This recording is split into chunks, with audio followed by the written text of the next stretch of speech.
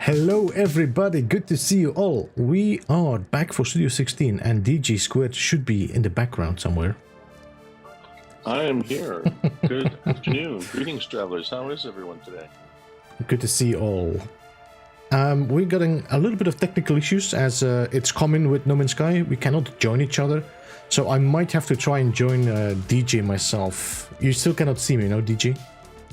No, I don't see you on the list.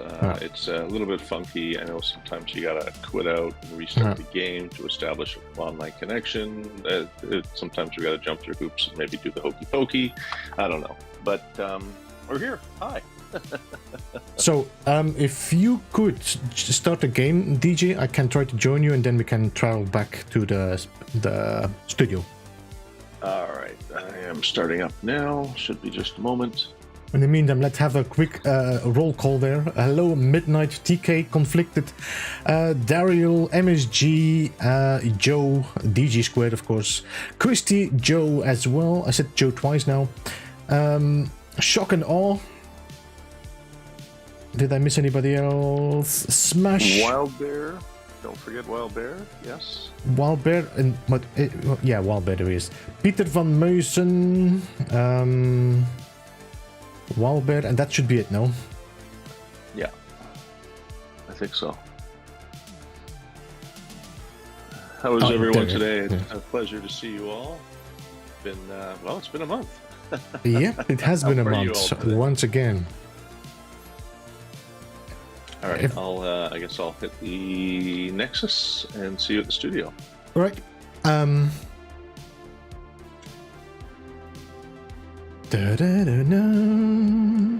Just let me know when you're there. I'm gonna call in the Nexus, gonna fly, and give me seconds.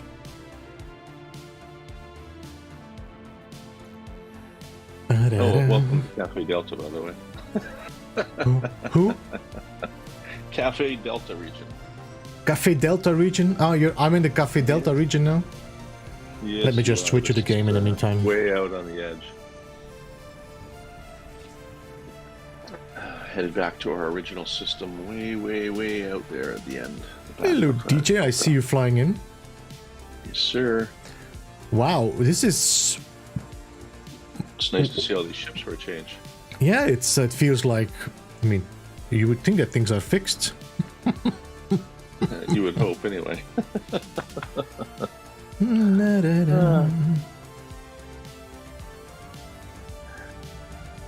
I'm flying the little pink ship. That's which one I am. Yep. Studio 16. Yeah, let's get out. Let's switch ships here anyways. So I'm now warping. I'll let you know when I'm there. Sure. Hey Sam, welcome by the way. Good to see you.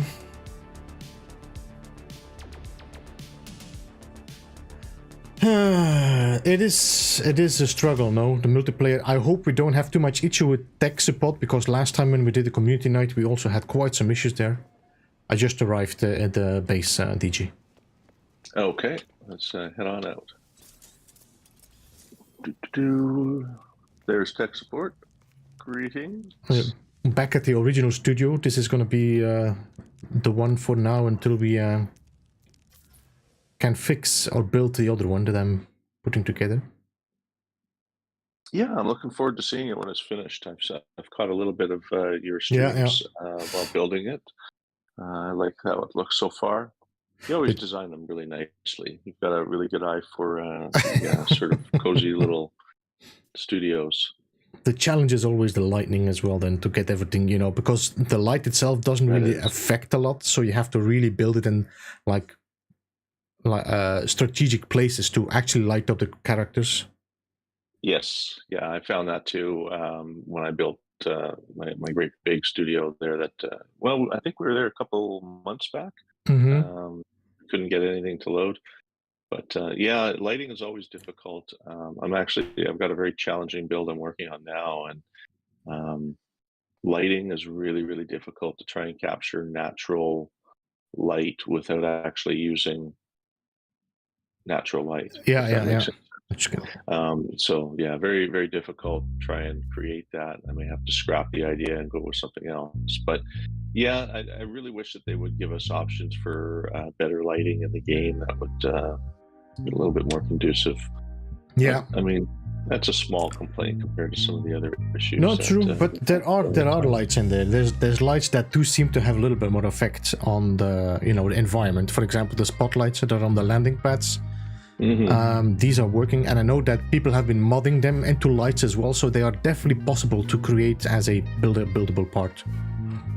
Yes, you can build lights, which they work okay, pretty good. I'm looking for a natural light, as if you're looking up into a sky over a large area.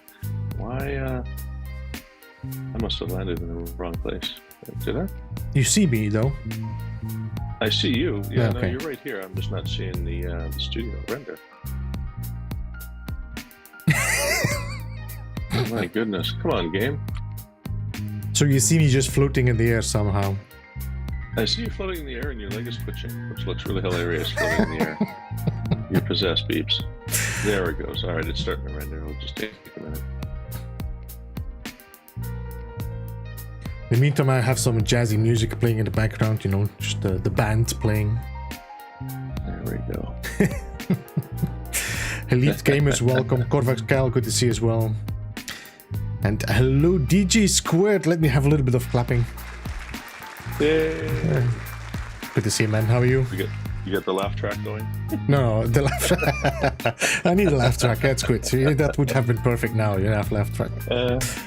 That's right. No more window licking for DG. We're here.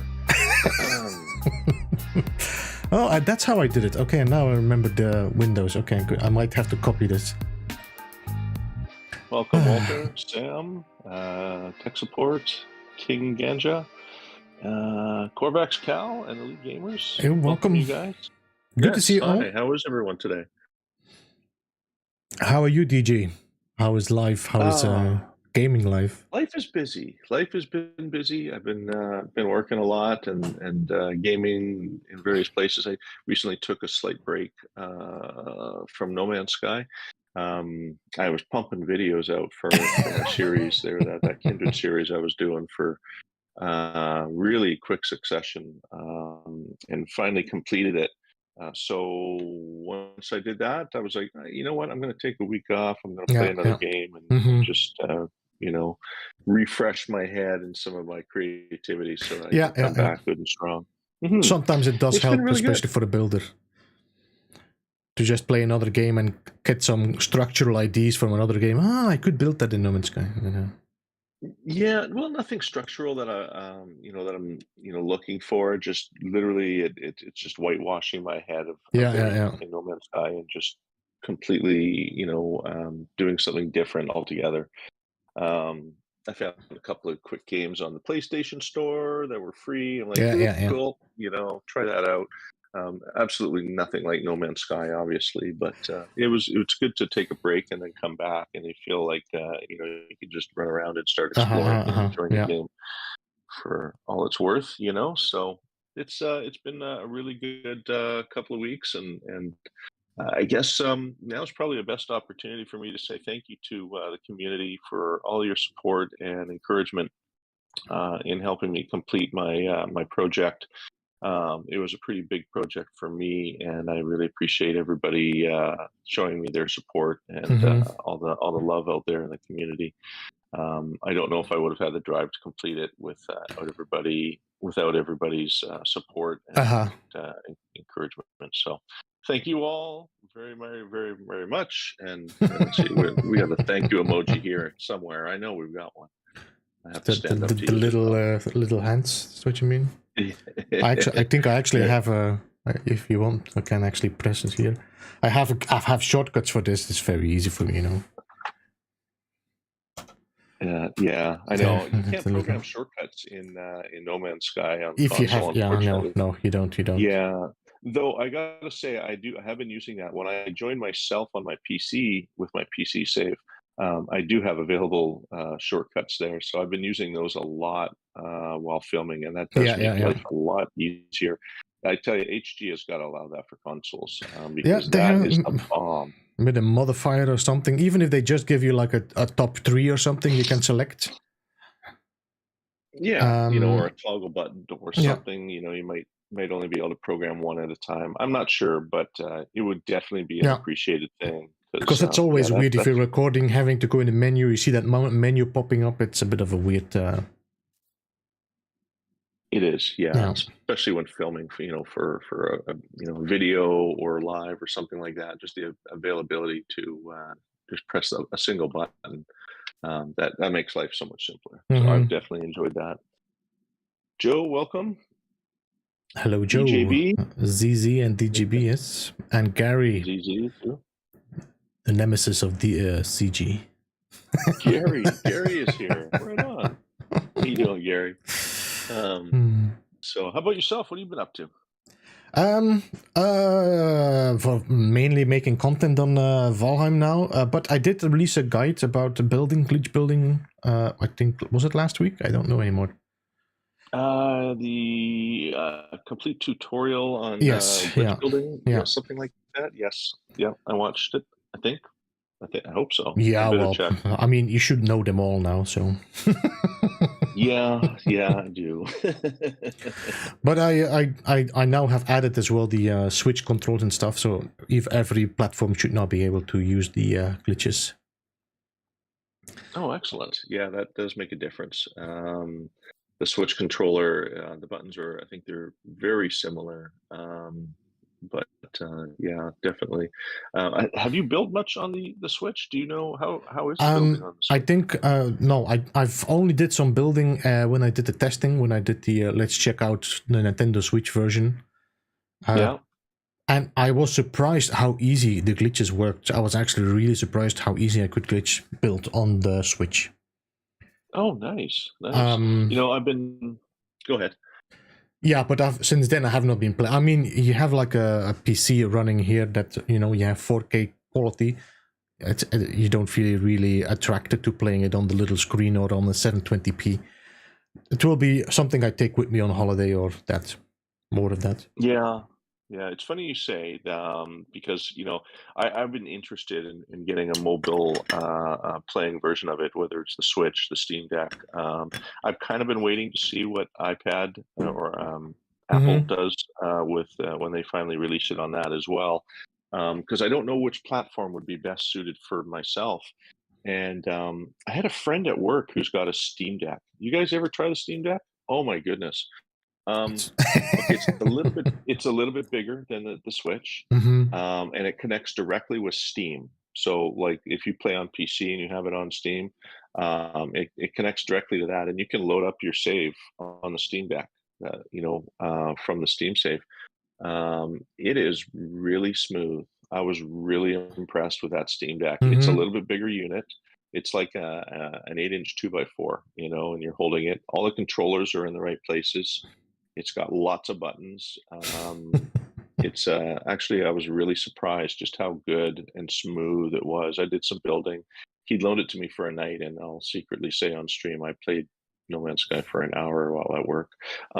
But it was very, very nice. A little bit costly. I think it was the low end model was like $500, but the high end model, which is the one that I tried, was $800, almost $900. It if you like mobile gaming, that's another option which you guys might want to explore as well. Very clean, very crisp, 60 frames per second. I was really super impressed with the size of the screen and the smooth functionality of it. It's as smooth as my PS5. Yeah. I think the advantage of the Steam Deck as well is that you can actually also hook it up on the screen and you have the same quality on your screen. You have a 1080p now. Yes, 1080p, and you can connect online too. Yeah.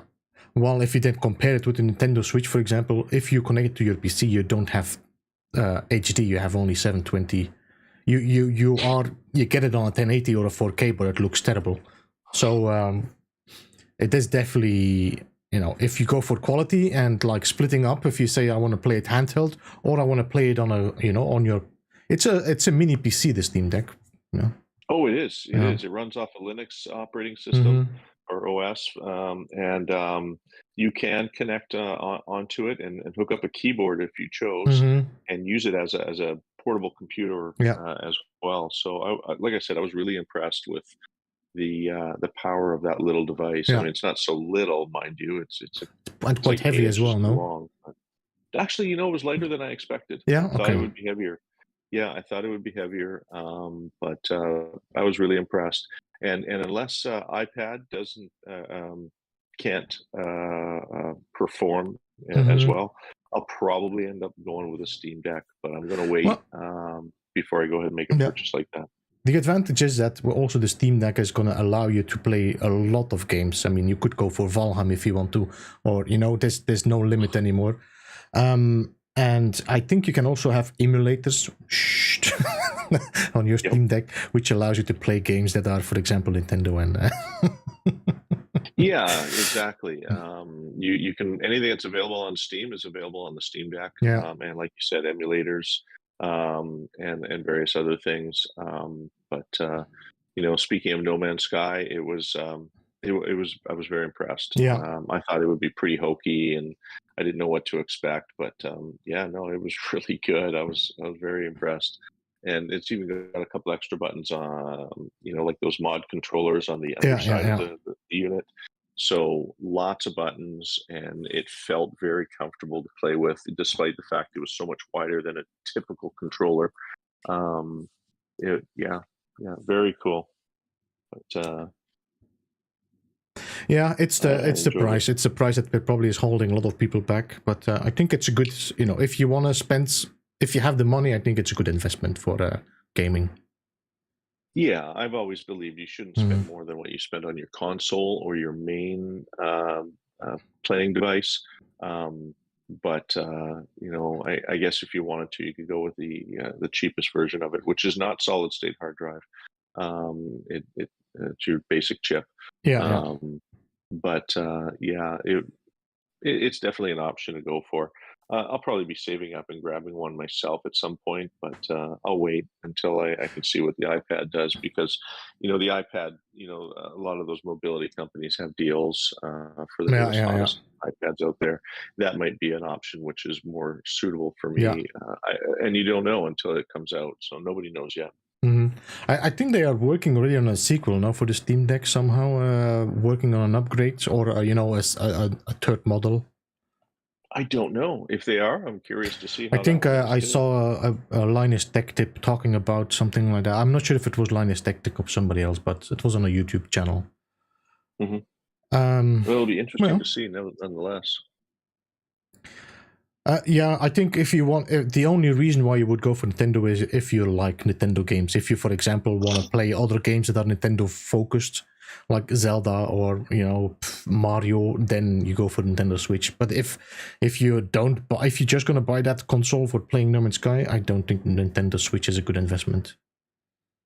Yeah, I mean, a lot of people already have a Switch, which, if you already have a Switch, then it makes sense to pick up the game on Switch and play it there.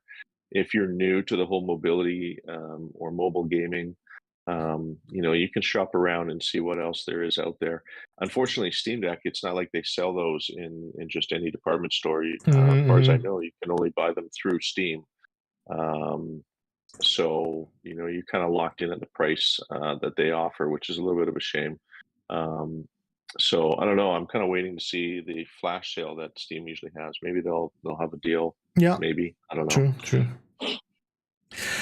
Who knows? Who knows? And I don't know. Have you any hope on an update coming soon, or are you starting to? Some people are saying, "Oh, there's not going to be an update this month." I still think we're gonna. Yeah, I still think we're gonna see an update. We've seen a few years in a row now that HG drops an update in February. Yeah. They've been a lot. There's been a lot of talking of the VR2. Yeah. And I'm pretty sure that there is going to be an update, but it'll be Virtual Reality 2, console for the consoles. Oriented. I don't expect much content for regular players, regular users. I think very much like 4.0, it was the introduction of the Switch. It'll be the same for the VR2. So it, we may see a couple of things, fixed or added to the game, but I don't think a lot of content is going to be added. Mm. Um, I, but I I do do. expect one in February. Yeah. I don't 100% know what difference is between the PSVR and the PSVR 2. As in, I assumed this was mainly quality. I know there's some extra mobility as well with the controllers, but I don't know if it's that big of a difference, like gameplay wise, that it warrants an update focused on PlayStation VR 2 only. You know what I mean? I think it's more adapted to the PlayStation 5, Yeah. and the capabilities that the PS5 have, which there are differences between the 4 and the 5. So it stands to reason that they would bring out a VR2, to get a little bit more money out of their customers. Because I mean, hey, it's Sony, right? But I think on the aspect ratio, kind of low on the quality side. I think there isn't much improvement on the quality, just more compatibility with the PS5, and I think that's really all that they're aiming for. And No Man's Sky is one of the best games for VR out there. There's a lot of VR games that are really hot and really cool, but none that are as immersive as and complete as No Man's Sky. Most of them are simulations and the various kinds of things like that. But No Man's Sky is the only real game out there.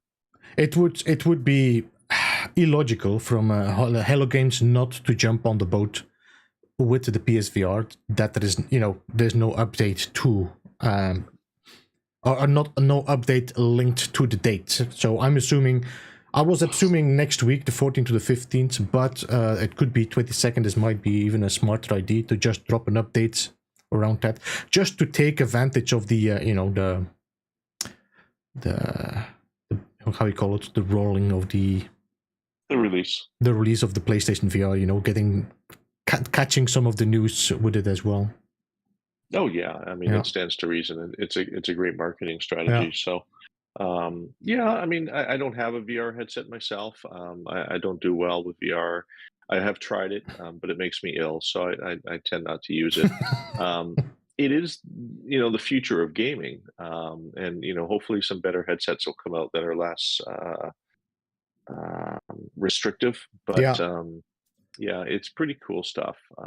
Seeing what can be done in the VR and how the game interacts, and so on and so forth. But like you, I believe probably sometime next week when the VR2 releases, we'll see an update. I know I would like to see a couple of game fixes. They don't have to give us content every update or anything like that, but if they're going to bring out the VR2, it would be nice to see a couple of little game bugs addressed, which have been causing a few issues, like we were just discussing here about multiplayer being a little funky. I know with building, there's a couple of little bugs which are strange that have cropped up over the last month or so.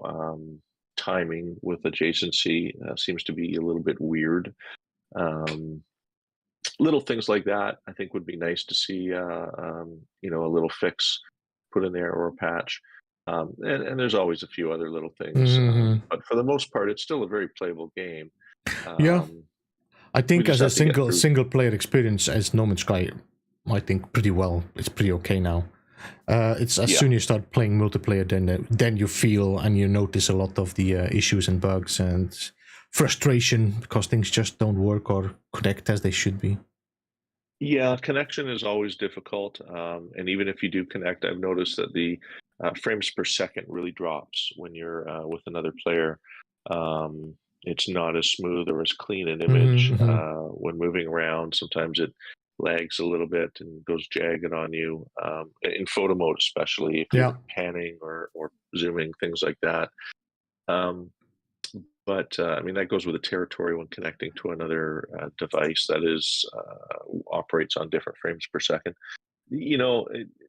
it's a pretty amazing game, and a lot of times we get a little spoiled when we play these video games and we think it should be perfect all the time.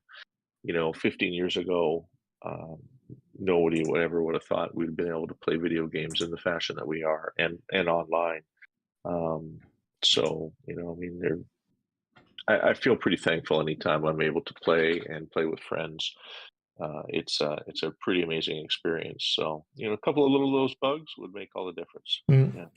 Yeah. I was just about to say, we will be inviting the guest over soon. What I was about to say, I was thinking like, normally February is like a slow update, like a warm-up update, but I have to say last year was actually Central, which was not that small of an update. So you never know. Yes, you're right. That was actually a huge update, Mm. and I actually really enjoyed that update. It gave us, a lot of things. A lot of us wanted our own Mm-hmm. Sentinels, which was really cool. That it was nice to be able to get our own Sentinels, walker, the quad walker, and the little bee, Mm-hmm. um, which is really really kind of fun. A few of us have asked for that for a while. I guess really the only thing we didn't get in the Sentinel update is a Sentinel ship. I would have loved to have been able to get a Sentinel I'm ship. assuming this is going to be part of the ship customization. Yeah, yeah. That there's been so much talk and speculation on the ship customization. Eventually, that's going to happen. I have Mm. no doubt. It just comes down to when, right? Yeah. When they're going to do it. And they got a little bit of backlash from the 4.0 update when they made a few changes. So I do kind of wonder if they're hesitant about doing that just yet. Yeah, or They might want to hold off. or Waypoint was is the reason why we are leading towards this. They actually changed a lot of the inventory. I don't know. You never know. Yeah. I think we will see it. I don't think it's going to be one of the updates on the site. I think ship customization feels like a big change. So I think that's going to be more of like a summer update or something important rather than just a update on the sites. I don't know. That's always my expectations when I see their updates. They always keep like the massive one for around the summer. Yeah, summertime seems to be the big one. Hi, Canada, welcome. Good to see you. Yeah, update-wise, summer is usually the big time for them. Also keep in mind, that it always coincides with the anniversary of the game, right? So they always seem to go hand in hand. If and when it ever does happen, I welcome the change. I love how the gameplay is now and how the ship hunting works, but sometimes you have to grow and grow with the fans. And we're seeing, I'm not sure if a lot of you out there have noticed, there is a change over with the fans that are playing the game and the people who are buying the game. The older players like myself and Beebs, a lot of us are moving on to other games, and we're not really putting any money into the game. And in order for HG to be able to keep doing what they are doing for No Man's Sky, they do have to generate some revenue. And so, they're introducing the game to a younger audience, and the newer, younger players who are, discovering the game are buying the game and keeping those sales and revenue coming into HG. So I'm seeing a lot of younger and newer players introduced into the game, and a lot of them into the community as well. So, a little bit of a changing of the guard with new players, and with that comes, new things within the game to stay current with the audience that it is selling to. So, we may see some things which are more suited for that newer, younger audience out there, and less for us old OG players. And so you either change or you make like the dinosaur. Yeah, well, let's invite our guest over. Otherwise, we're going to keep on talking, and because this is all interesting to talk about. So we have today a special guest, which is Techsuppot. I don't know if he's already in the game, but I'm going to pull him in the community room. I don't see him join the group just yet. Well, hello. Hello, Tech. All Greetings. right. How are you? Very good. Yourself? I'm good. I'm just sorting. not being a much of a content creator, I'm nervous here. My first time on the big show. So. Don't worry. Well, There's just try nobody and relax. There's nobody watching. It's okay. Fair Yeah. Are you managing to join us or Yes, Yeah, he is joined. okay. He'll Yeah, be I'm along excited. shortly here. All right. So Where welcome to are Studio 16. It's been a pleasure having you, and a bit of a long road with having you interviewed. A couple of unsuccessful attempts earlier last year. I think that you had some real life things that you needed to take care of. So Yes. yeah, so finally we get to chat with you and hear all about some of your adventures. Yeah, thank you. It's a pleasure. Yeah, I was out of town for 3 months, didn't have any access to the game for a long time. So I'm back now. Oh, that And must have been just heartbreaking to not be able to play the game. yeah, it was, you know, in some ways it was a little refreshing to come back to it after that, after having not played for a while. So all right. I think I'm at the right place here. Oh wait. It takes a minute or two to render, but if there's a minor settlement there, yeah, looks like you're flying in. No, you're at the wrong base, I think. Oh, I'm at the wrong one. Okay, not the buffet. No, that's Kale's. That's Kale's. Yeah. I think it's Kale. Kale built here. Yeah, Kale did the buffet. I'm pretty sure. All right, let's see here then. Oh, there we are. Okay. Now I'm on the right place. Yeah.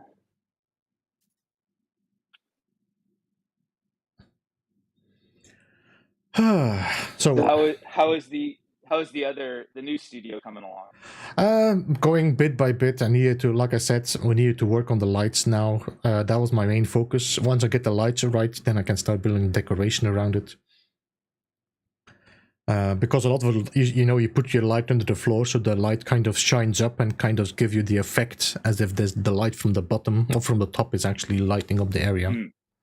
Yeah. I think we got our guest coming in, guys. Here we are. Welcome to the studio. Welcome. Thank you.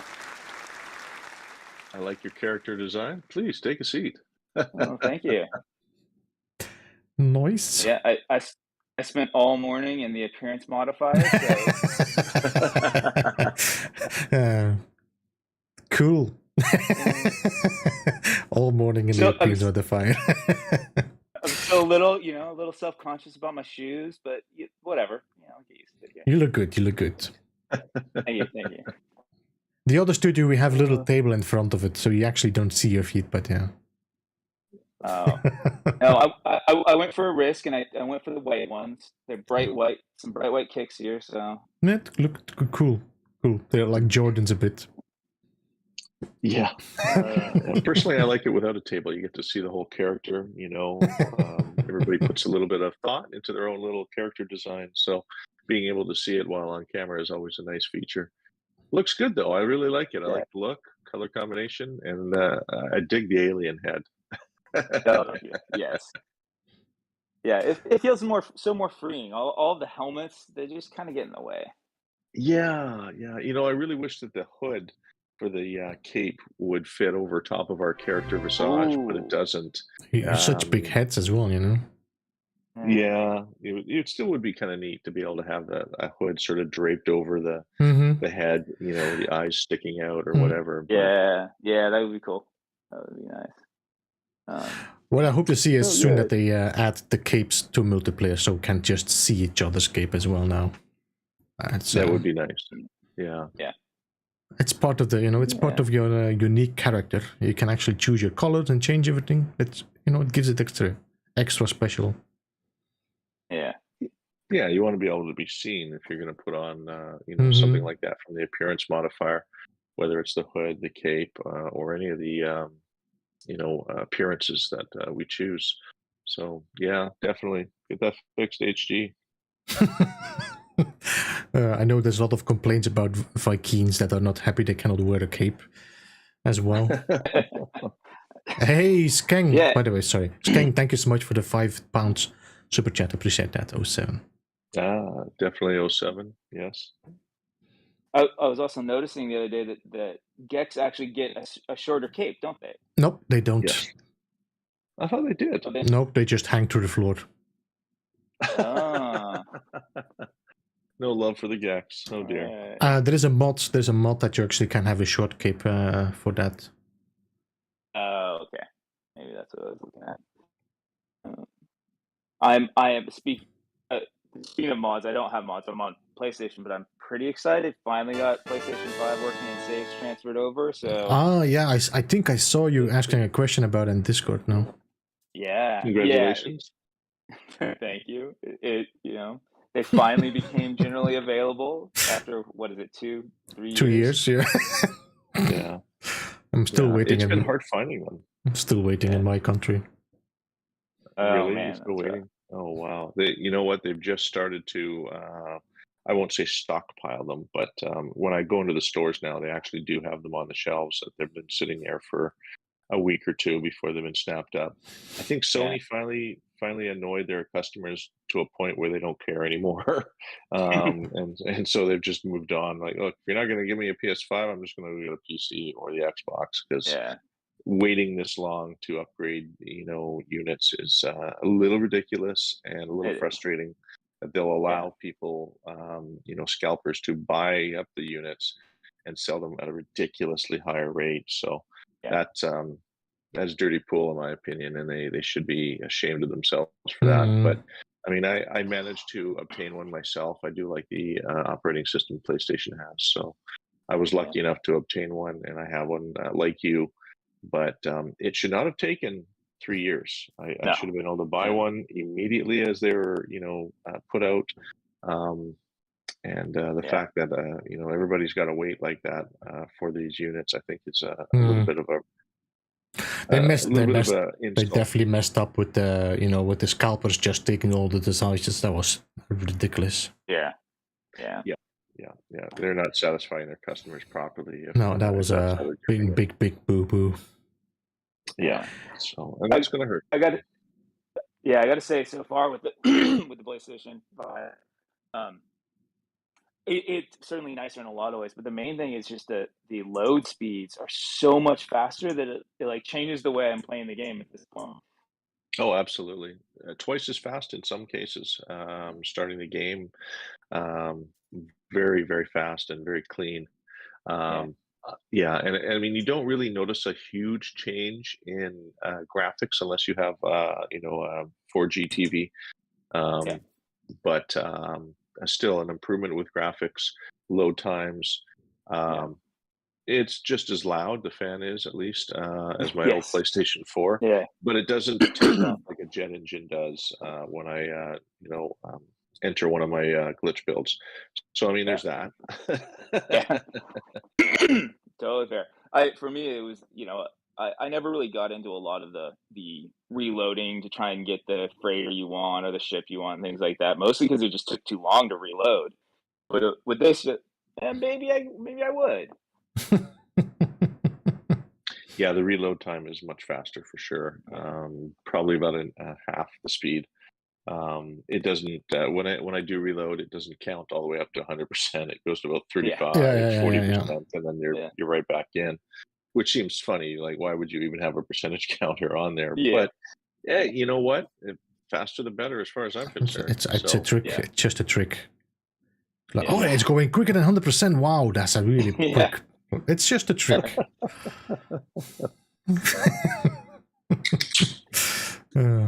There's Beebs telling all the secrets. I remember the PCs in the old days that they were counting your kilobytes per second. Yes. They didn't need to do that. That was just to show off how much kilobytes you had on your PC. Now they don't do that anymore. It just starts up and you don't even see the starting screen. Yeah, when I download a game, the time is never accurate as to how long the download takes. It's quite funny, really. It'll start off by saying, like 1 hour, and within literally less than 2 minutes, it's counted down to half an hour, you know? It's like, well, really, the time seems to be a little bit off on that one. So, but, let's get back to our guest. I Yeah. noticed, yeah, okay, so I've noticed Yeah, you've get back got, to me. no, you're a host, Beeb. You're the No, host. I was saying, yeah, he said, yeah, Yeah. like, get back to me. I've noticed on your character you've got the wrench and screwdriver above your name, and we all know that that is the custom settings in the game that has been introduced in the game.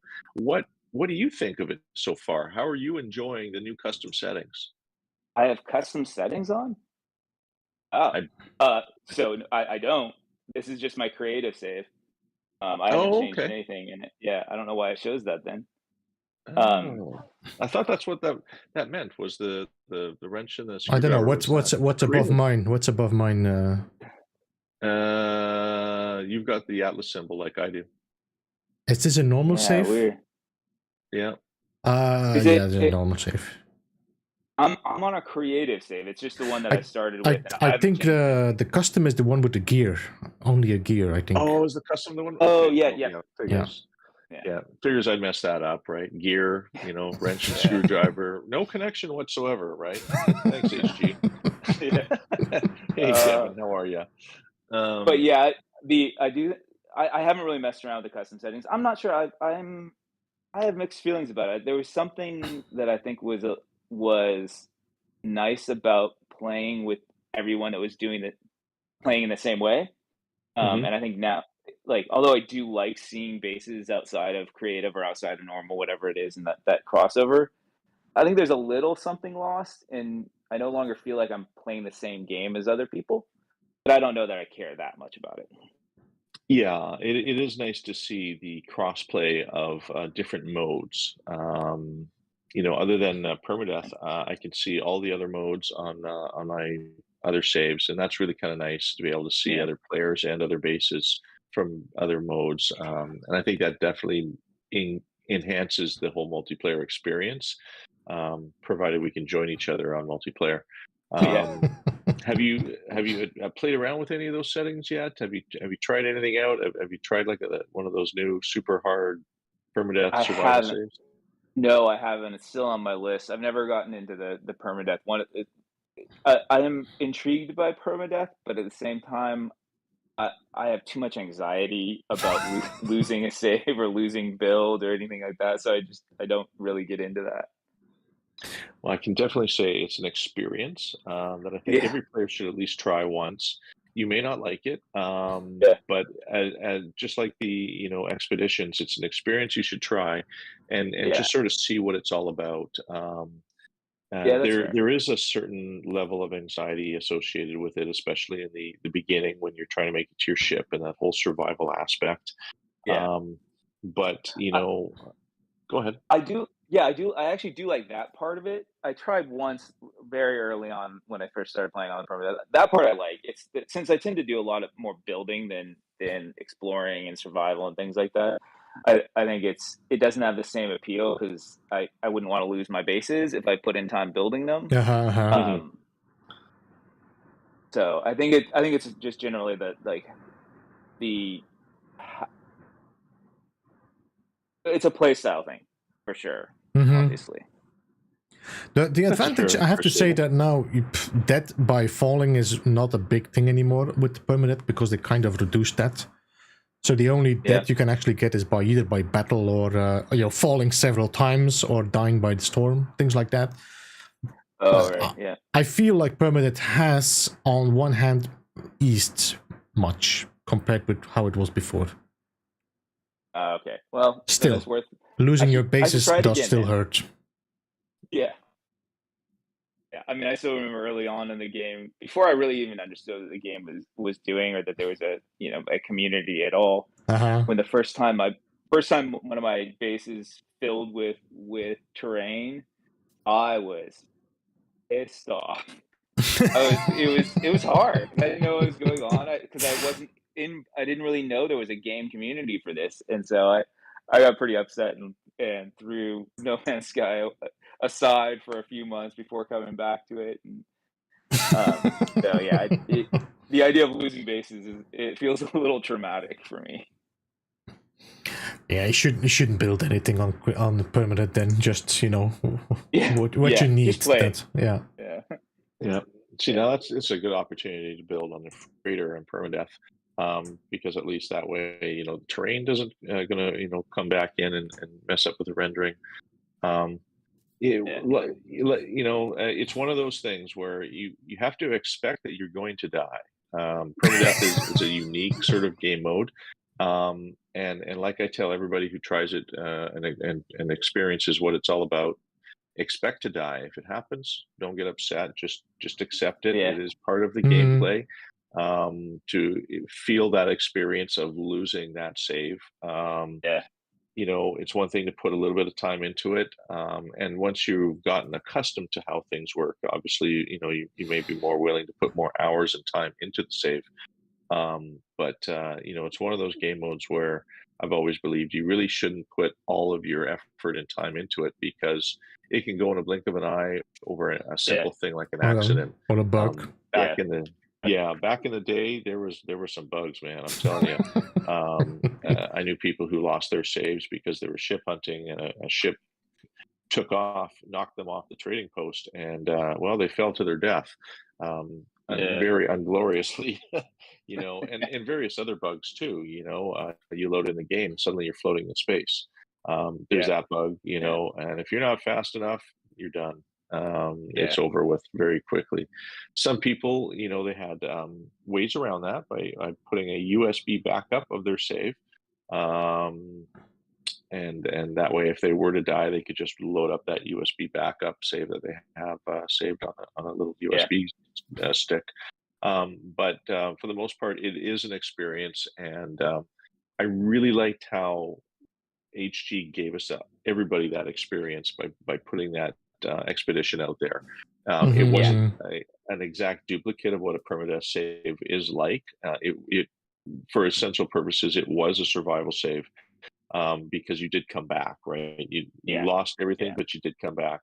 And so it was a very close match to experiencing what it's like to play a permadeath save. But I highly recommend everybody give it a try at least once, just to see what it's like and have that feeling, because it is a very different feeling than playing creative or normal mode, for sure.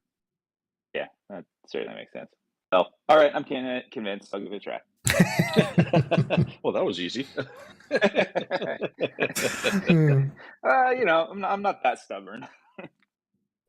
So what else have you been working on over the last couple of months? I've noticed you've stepped back into the building scene and have put a couple of builds out there. What's on your plate right now? Yeah, so these days, the really big builds that take a lot of time and effort, I don't have that much time during the week to play. So it was hard not feeling any sense of like accomplishment or getting those done. So I kind of moved away from that to sort of either small builds, both in terms of the actual build and in terms of the pieces. But and sort of more into, I think, what I would call doodling in building, rather than like a big artistic piece, is just building fun little things and logging on for an hour, building a little vehicle or some little thing, and then going about my business. I think that's I've had a lot more fun with that than the stress of a large complex build that takes weeks to do. And then you get So I bored think with it. that's Yeah. They're certainly nice when you're done. There's that sense of accomplishment and it looks cool, but in the meantime, the actual enjoyment throughout is less for me right now. I have a couple large builds that are just poking away at for the last year, but for the most part, most of what I'm doing now these days is building small little things and also trying to I felt like I was getting too serious about building, and it had to be cool. It had to be impressive. All these things that I've tried to move away from that more into things that are fun, whimsical, just more entertaining for me. Yeah. Because you can also push yourself constantly to build something better than the previous one, and you get to a point where that is not really possible anymore. Yeah. And then you get frustrated with building, which is, you know, not the point of a game. Yeah. Yeah, you're always trying to one up yourself. Yeah. It's I understand that. It's difficult staying creative, isn't it? What was that? It's definitely difficult staying creative and coming up with Yeah. new things to keep you entertained, right? Yeah. Some of the smaller builds or micro builds that you've been doing, they're really kind of fun, and I remember seeing them, you know, when you posted them in the Discord, you know, a couple of vehicles of different natures and robots and things like that. Not very big, but also very entertaining. You know, we're throwing some parts around and seeing what you can sort of make things look like. I really dig the little micro builds. I don't often reach a complexity limit on my builds. Some are more bigger than others, but there's something to be said about a micro build or a smaller build, of just throwing something up there and having some fun. Because I Yeah. mean, that's what it's all about, right? Is having some Yeah. fun and Yeah. you know, building something that is in your head and trying to translate it into the game, and that's very creative. And I really dig that. I think that's really kind of a cool thing. Um, and you know, I got to give you a little bit of an applause because coming up with smaller builds like that are different than the norm. It's really difficult to think of those ideas. So much is said about players using other players' ideas and things like that, and we see sometimes a lot of recycled ideas thrown out there in a community. It's hard to come up with something that's truly unique, and so it was really refreshing seeing a lot of those little micro builds you were pumping out. So yeah, my Oh, thank little you. applause Thank there you. for you.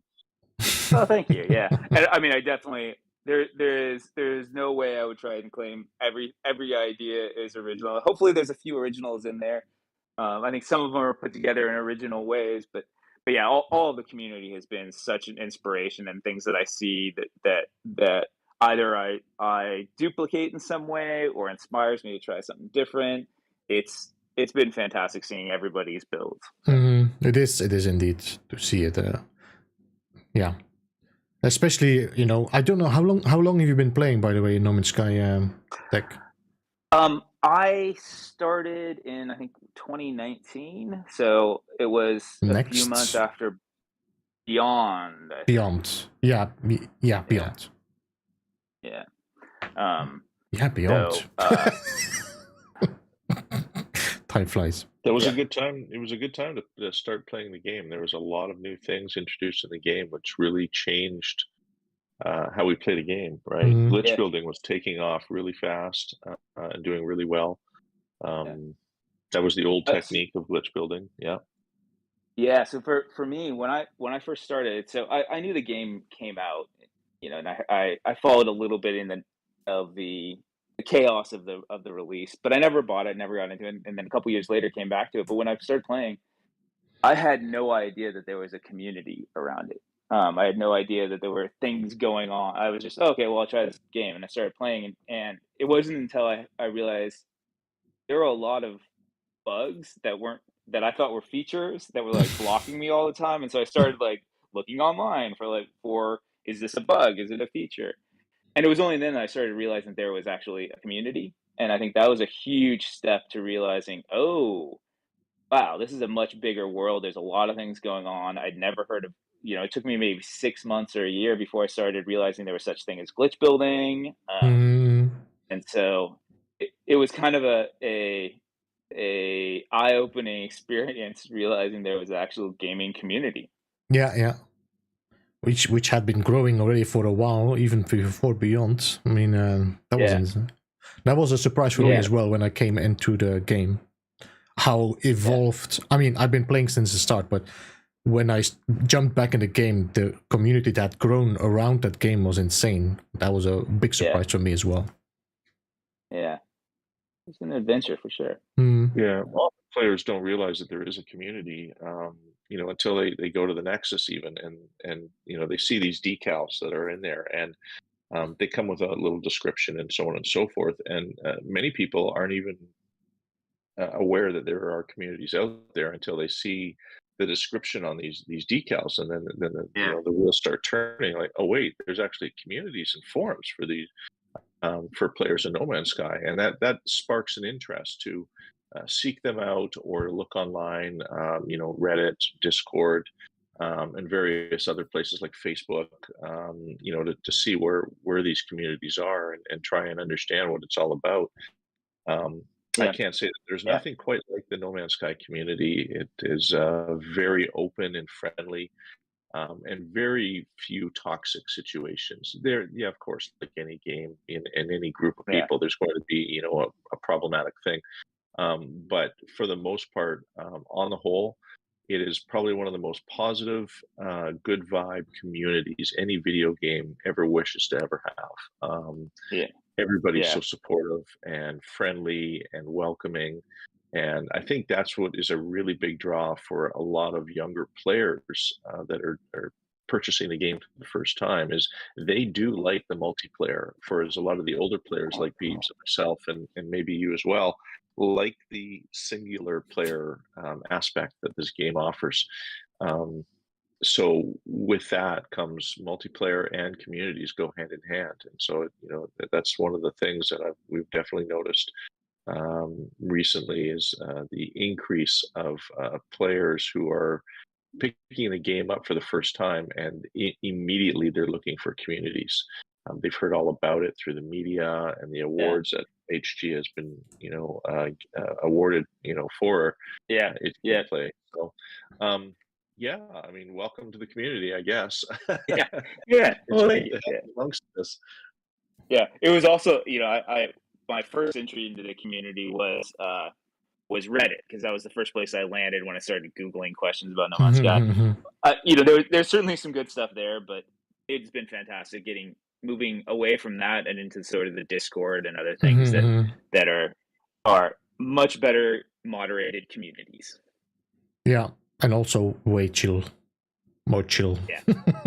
Well, it depends. Yeah. Also, I think there's you will see, you can also decide to which direction you want to go in which community. For example, I only want to go to the quick building communities. Then yeah, there's a few Discords for that. Yeah. There's ship hunting communities. So if you have an interest in the game, then you can also join to a specific community. And most of them are really, really chill communities. So Yeah. Yeah, I think it would be in HG's best interest. I think it would be a really good idea if if you were to log on to the HG's website, that they would have like a communities page where you can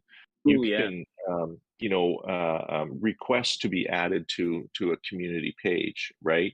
So obviously there would have to be some criteria that the community would have to pass before being put onto that page. But it would be nice if say you've got a newer community that's gaining a lot of ground, like similar to like the Beeble Hive, where it's a whole building community designed around the whole building aspect. To be able to apply and have that page put down on there, so that people can go to HG's website and see this whole list of different communities, and they can pick and choose which one that they would like to check out. That would make life a lot easier to be able to have available choices to you. Sometimes people, they float around, and they may have be given the wrong impression about joining one community and not really like the atmosphere. For as some people get lucky, other people float in between communities until they find the one that suits them best. Having available options, given to them on a page would actually really benefit, I think, HG a lot in, I guess, best way to describe that as a sorting hat, seeing as how Hogwarts has come out, wink, wink, nudge, nudge.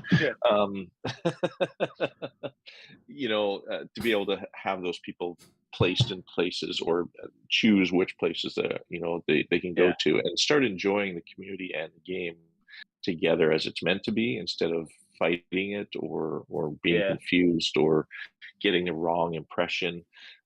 Because we've seen a lot of that over the years as well. Initially, that wrong impressions are how communities are actually formed. And in a lot of cases, you get a group of players who were not happy with the community they found, and they were like, "Nah, screw this, we're out of here," and they would start their own community, and that's how some of them were born. And I think it's an interesting way of beginning a community or starting a group of people playing together.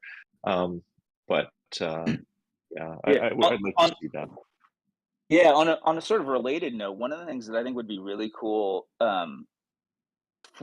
as to sort of help with online within the game community is um, the idea of sort of, I guess, what I would call like hardwired base teleporters, so that you could have a hub with teleporters that went to specific bases elsewhere. So it was an actual hub that you wouldn't have to connect with that person or find it in the anomaly just randomly, but that each group could have a hub planet that had teleporters that went to bases for the community.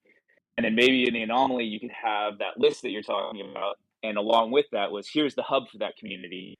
You can teleport to that hub, and from there, you actually meet people that are in game in that community, because they're actually at a hub where people are teleporting in and out to specific locations that you don't have to be in game with somebody else to use.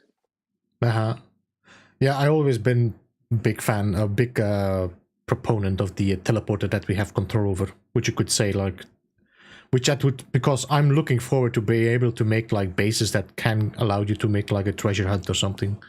That would be, for example, one of the advantages of such a one. Yeah, I think that would be really cool. I think it'd be fun.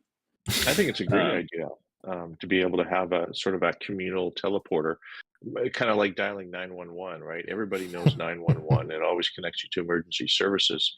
To have a teleporter that connects directly to those communities or where they are in the universe, that would be a really interesting and fun way to go. And they've got the basic start of it with the community featured bases, right? There's only 3 at a time, but you're limited because those featured bases may not be community bases. They might just be a standalone base that somebody built. We got very lucky with one of them that's put in there, the one in Galaxy 42, and that one is a direct link to the Cafe 42. So we got lucky where people, if they go there, they can see other Cafe 42 members' bases in that whole region of space, and so that was kind of fun. But that's not always the case, right? So it would really be neat to have just certain teleporter locations listed on there that are permanent, that stay there, that you can go. Maybe it's a subcategory, very much like space stations, your bases visited, community, stuff like that, where it would be on there. Hotspots. Yeah, something like that would be kind of really interesting, and I think that would be a really nice addition to the game and a nod to the communities that put out a lot of work to, welcome players to the game into their communities, whichever one they choose to go to. So that's kind of a fun idea. So what drew you to No Man's Sky? Like, what was it that actually drew you to the game? Was it building? Was it the exploring? Yeah, it was. So honestly, it was the exploring. I actually didn't know about the building at all when I first picked up the game. It was just the idea of exploring an endless game. And I grew up with a lot of now I'm forgetting the names. The computer games of like Starflight and things where you like the idea that you're just flying around exploring new worlds is always enticing in a game. And so and I also like open world games a lot. And so that combination is sort of what brought me into the game. And it wasn't until I started playing and seeing the building aspect, that I really got into that. So much so that now I was just yesterday playing Just Cause 4, which has all of its issues, but it's just fun to like swing around and blow do things stuff like up. Just the way to move through the world is really fun to me. But I found myself like stopping at all these spots in the game and being like, "Ooh, I wish I could build." Oh wait, wrong game. I can't build in this.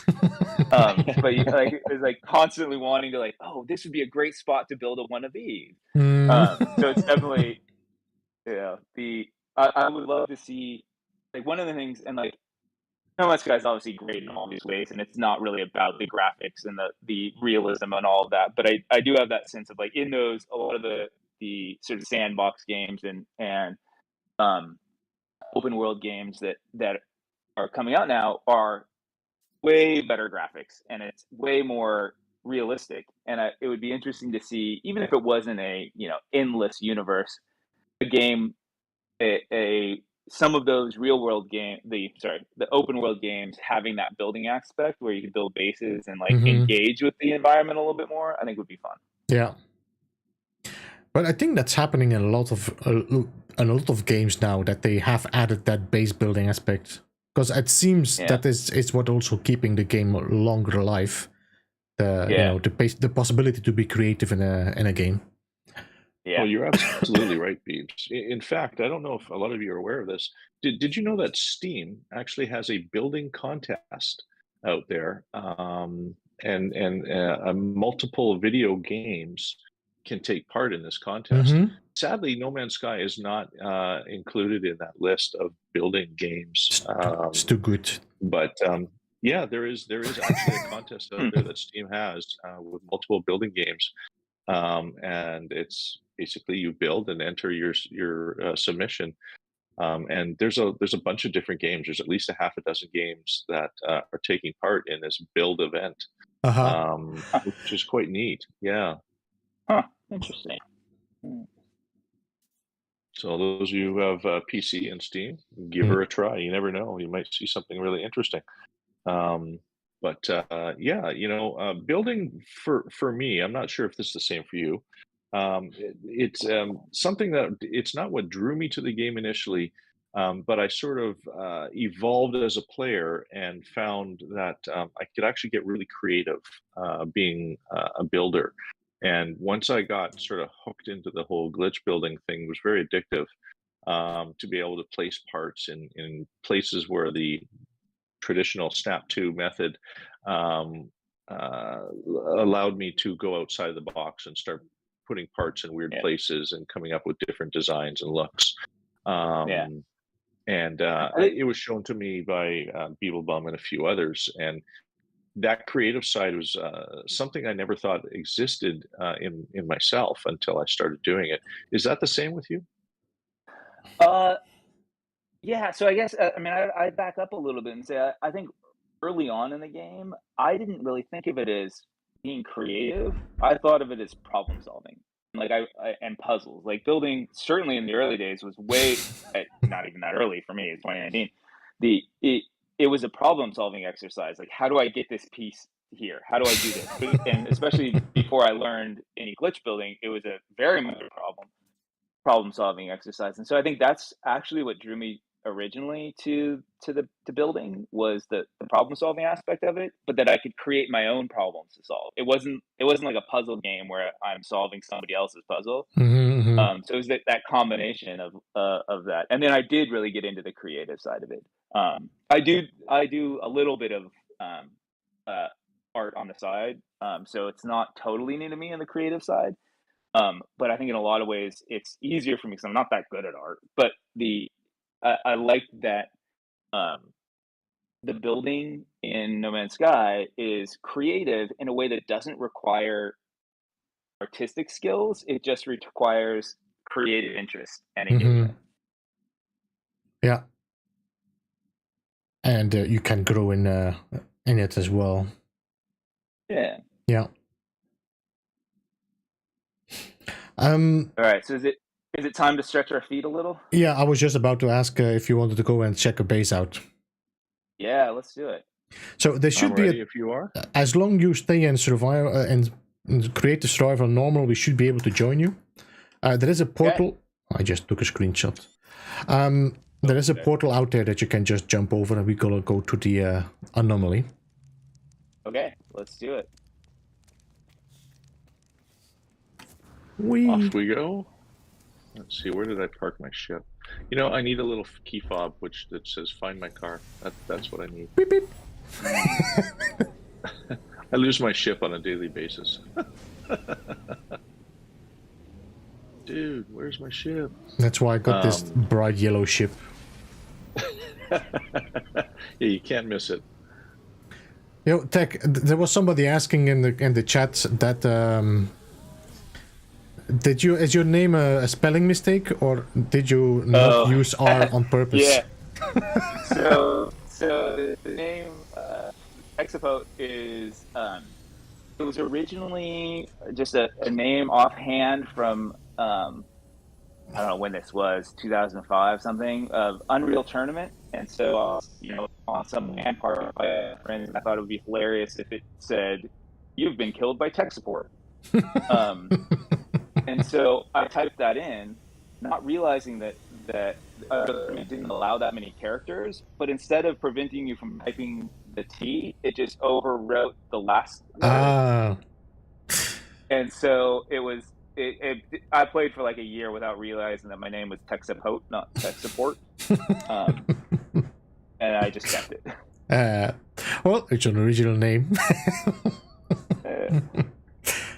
But to be fair, I have to make sacrifices with our names just so that it'll be accepted by the PlayStation Network. I know myself. I mean, I had to put a little underscore between DG and squared, so it would be accepted. There isn't a lot of DG squareds out there, but there is a couple, and in order for me to have that name, I had to put a little underscore. Yeah. I'm ready to go. Sorry, I'm ready to go. By the way. All right, we'll go. We'll come. Oh, that's weird. It didn't give me a choice. No, we lost Tech. Oh, how about? So right, I'll jump out of the game and join you, Tech. Same here. Yep. Sure. Right. Yeah, is your multiplayer on, enabled, and show as anyone? Okay. Yeah, I'm gonna change this to join my group, friends only. I see you. Oh, there we DG, go. It looks like you're connected. Yeah. All right, here we go. And I think Beeblebum is connected too. Yeah, there we are. Do you have a YouTube channel that you're using, like, or is it just like a site? It's a side thing. I don't really do much. Okay. Every now and then I post a little, the 30-second video on the universal adjacency, just because I found that, so I posted something. But no, I don't really produce much in terms of content. One of the things that I thought of, I mean, I had been using YouTube for a long time for recording things. I've been interviewing people for a while, so I used it to record those to have on file for people who they wanted to have their interviews. But as I started to build, what I soon realized was complexity and game saves. You can only have so many builds per save. So I found what I started to do was I would record my builds by using YouTube. And that way, if I need to delete one of my bases, YouTube was a really nice way of having it documented. So, I built this thing and I didn't want to delete it, but I kind of had to. Yeah. And, there's always a revolving door with your builds. And I didn't ever wanted to, to delete them. But if you have to, at least I've got a recording of it somewhere where, this base exists. Yeah. I did actually, have it. And so my YouTube channel changed to accommodate for that. Let me just see if I can find you guys here in the system. You're looking for Pedrock in an N and D. I don't see anybody in the place where I was, so let's try this again. Okay. Techsuppot's current system. Let's try this again. Yeah, it was a really nice way of being able to record those for posterity. And slowly I was able to realize that my old passion for filmmaking, I could use that to my advantage and start playing No Man's Sky and recording things and trying to use some of those old skills that I learned way back when I was a youth and translate them into a little bit of a filmmaking sort of process. And for me, that was kind of fun to be able to create some of those just by showcasing a build on YouTube. And it's been a bit of a journey for me as I've grown as a content creator. Um, but YouTube is a great way of getting your bases recorded for posterity when normally they would just be wiped out. And so I really highly recommend, at the very least, if you don't want to lose your bases, record it on YouTube, and that way you've got them. Okay, is there enough space for Beeps to land here? Do I need to move my ship? No, you need to. Yeah, there's only one pad. There we go. So. All right, Beeps, there's room for you now. For what? But I am noticing that you and I have basically the exact same ship, just a different color. Really? Let's see. Where's your? Oh, yeah, look at that! Yay! Mine's orange. It was at one time when I first got this ship 5 years ago. All orange, and through the updates and the changes of the game, it's got this sort of a white barrel now and tips, and it's got a few little changes, but a very attractive ship. I really do like this that style. That's my cafe cruiser. Let's see. Let's have a look at yours. What does it look like? Okay, you've got sort of the all white version. Or beige, tan, something. I had one very similar to this one as well. It's a very handsome ship. Oh, thank you. Handy. So this base is a little bit of R&D. I actually call it an NND. It's my noodling and doodling base. I like that name. So there's some just random stuff thrown in, but it is a little bit of at this point it's mostly vehicles. So there's like 13 different vehicles here. It's like an exposition. Yeah, there's a little showcase of different stuff. I really like what you did with your teleporter. That looks dope. Oh, thanks. And that's okay. So these aren't wires; these are actual little hanging lamps that you've got in here, glitched around, a perfect sphere sort of method. And then, of course, looks like 4 teleporters merged together here. Looks really good. Or is it just 2?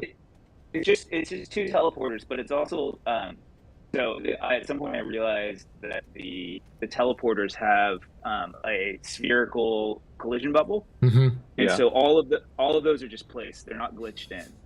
Those are free placed. Wow, that looks really cool. There is even a little APG sign there. Oh yeah, so good eye. That back there was, I was watching one of his streams and was talking about getting needing to get the viewing area dark enough, and so I just wanted to play around with a different way to do that. But I wanted to make sure it was clear. This is not my idea. I don't know scopes. This is. But I was playing around with using the large cylindrical things to make a dark tube, but we can go up there in a minute. Yeah, but I'll follow. Okay, yeah, let's go down here and look at some of the vehicles first. So we'll just go through one. That's an amazing ship you built. Oh, it's mine. Okay. It's yellow. I made that myself. All the vehicles you can sit in. So I don't know if they're guest size, but it's worth trying. That's like a little living. That's cool. It's like a living ship. Yeah. If you with a little mushroom steering wheel. That's cool. DG's in the next one here with a little a ball for a wheel. Kind of reminds me of a little speeder vehicle. I like the window resized. That's really cool. The windshield, nicely done. Thank you. Literally a bucket seat. Yeah, great one. So this next one behind it, go around to the right side of this vehicle, not the way I'm going. Okay. Go around to the other side of it. There's like what you call it? Food All truck. right. Yeah, hold on. Cool. Nice. I'll take a cappuccino, please. All right, one cappuccino, one. You. Beebs, you need a footstool. Mm-hmm. I do. Sir. Doesn't even see me. Are you doing? Does he sell ice cream? There we go. Yeah. This is like the ice cream truck for kids. Yeah. Very cool. That's really cool. I like how you did that with the automatic garage doors there. Have that open up to an awning and the kitchen inside. And then the lights Nicely are hanging as well on the side. See, the lights are actually hanging on the doors. Mm-hmm. It would be nice if that would creative. hang. And then you can come inside and there's also a driver's seat with some. Oh, I love these here. The little dice is hanging on the mirror. I love these small details. Yeah, it's great inside. You really thought of everything inside the vehicle as well as outside. It's not just for show. Yeah. This is really cool. I like how you do the engine in here, and you've got the steering wheel and the pilot's chair, or driver's seat. This is really good. This is that creativity that we were talking about, and you've done a really good job. I haven't seen anybody build anything quite like this, and I think that's the beauty of it is, getting creative and having some fun with throwing parts around and getting creative. That's really good. Yeah. Some original ideas here. Loving it. Well, thank you. Thank you. Even the way you design the wheels on the outside here, you've the sort of the hub axle area there, where you've got I'm not even sure all the parts that you've used in here, but I can see some things which I do recognize, and other things. There's the canister, I think. What do you call that? The globe, spinning globe device. Looks really hot. I like that. Nice job, dude. Right. Thank you. Let's see here. Back on the other side, the next vehicle in the tour. I just love the dices on the mirror. It's a small detail, but I just love it. Yeah. It is, yeah.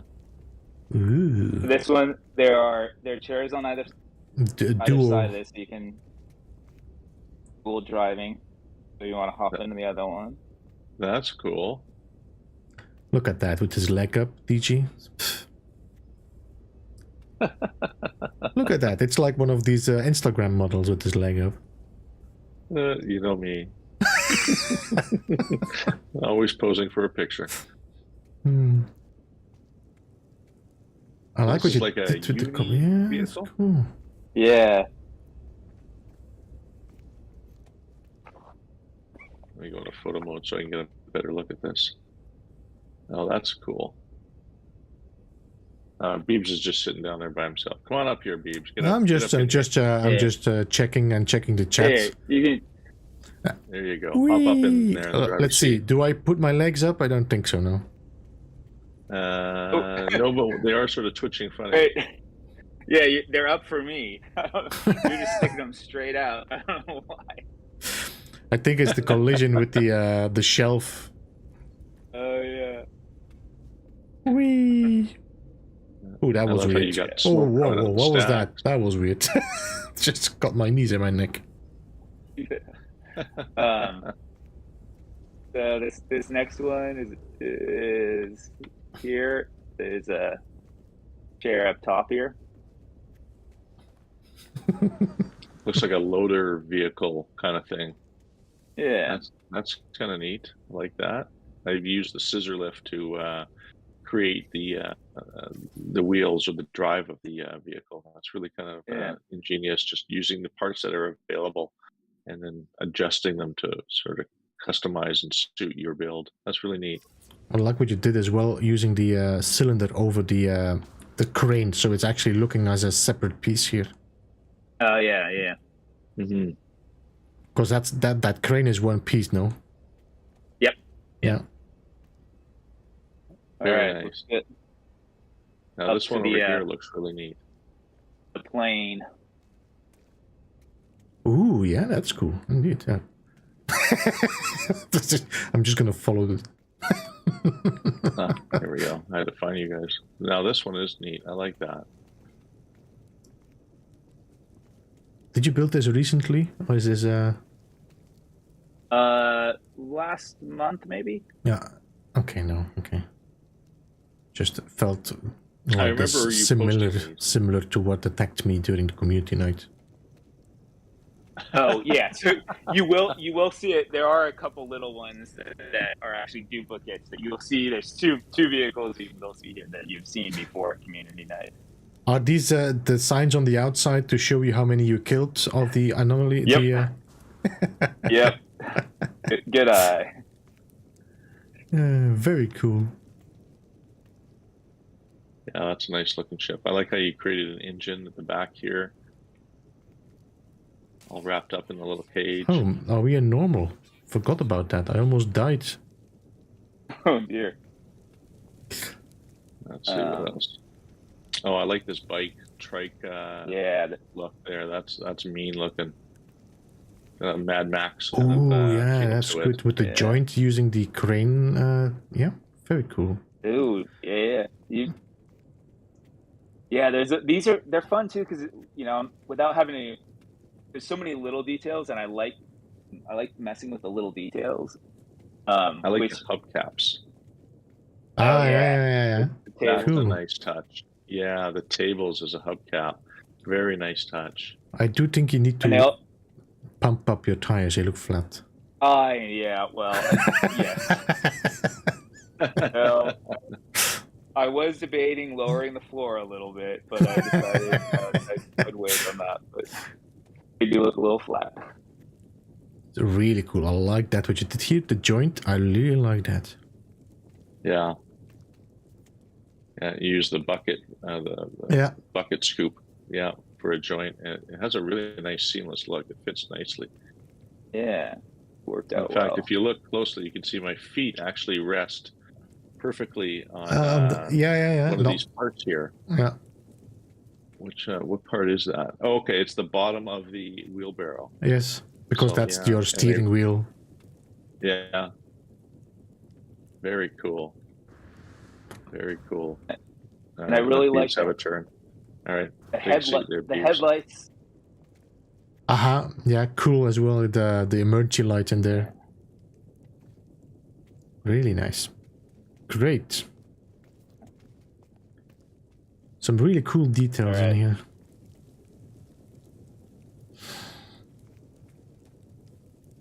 Alright. Flew. Ready for the next one here? Yes, sir. So we'll go over to the flying saucer of sorts. There seems to be a chair inside.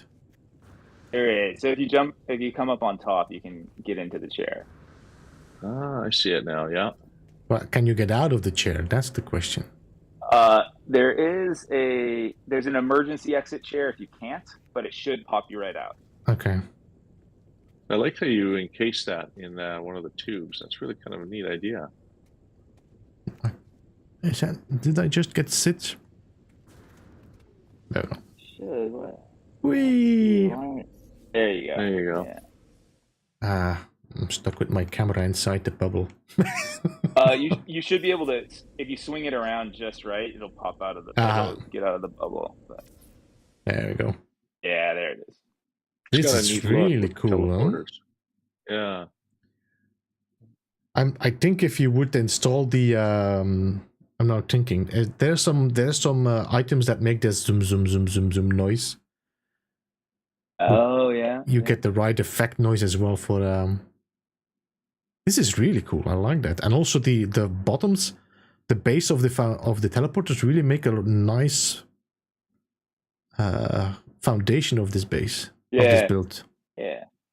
Yeah, it's got that glow, or almost mist or smoke from the teleporter underneath, and it looks like it's hovering. That's got a great look to it. Well done, man. Thank you. So if you're stuck in there, if you go to the back, there's a chair that's built into the engine that you can sit in, that you can pop out. I believe it's in there. I've seen the chair, but I cannot move away from this spot where I'm at now. All right, hold on. I'll give you another chair here. Let's see. Where is it? Can I go to the left instead? Let me see. Yeah, all right. Did I move away now? No.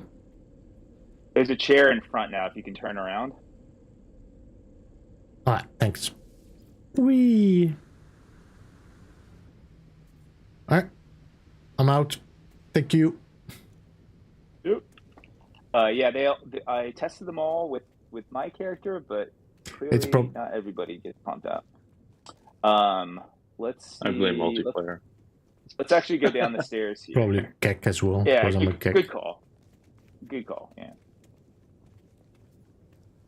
Ooh. All right, what do we got here? Some serious garage here. Okay, that's an interesting vehicle here. Let's see. Call this the big wheel? Yeah. Yeah. This one, I don't know why I built it inside. I just decided I was going to build it inside, so that's what I did. Well, it looks cool in the garage. Yeah. All right, well, let me out. Is that with pavers? Yeah, it's pavers outside. Yeah, bounces me right out. That's kind of a neat look. I like that.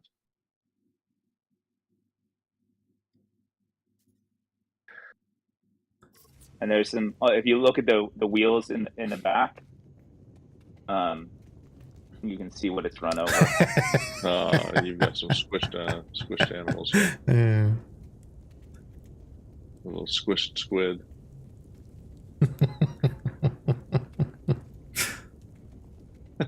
Nice touch.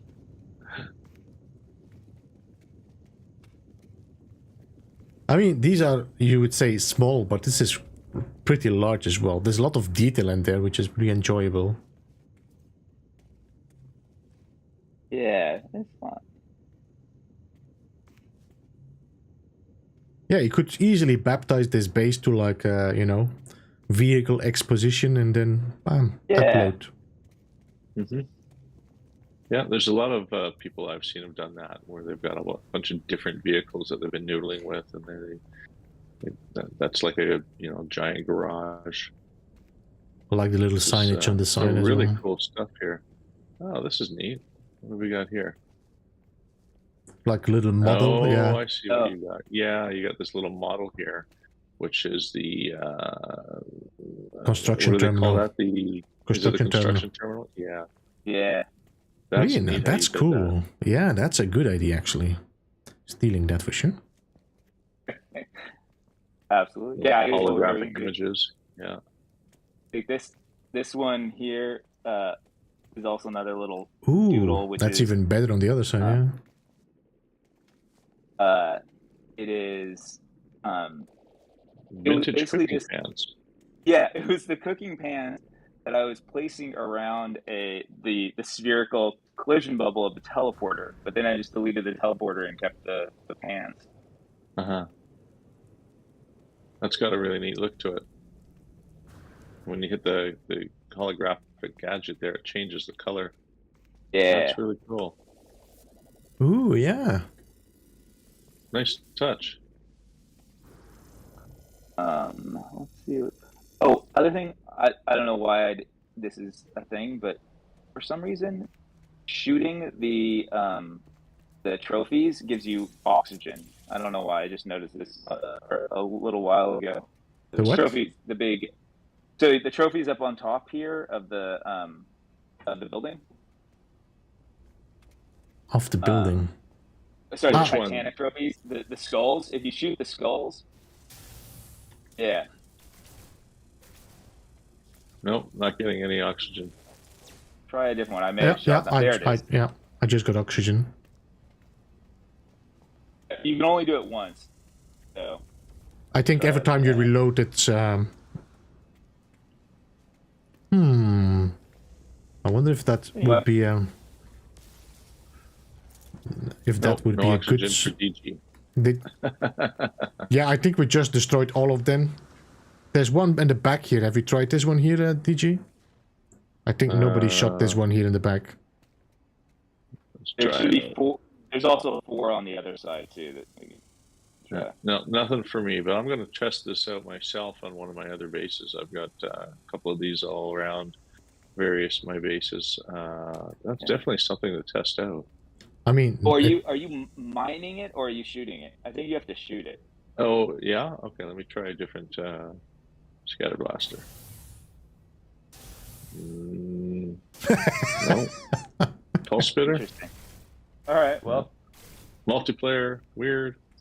Yeah.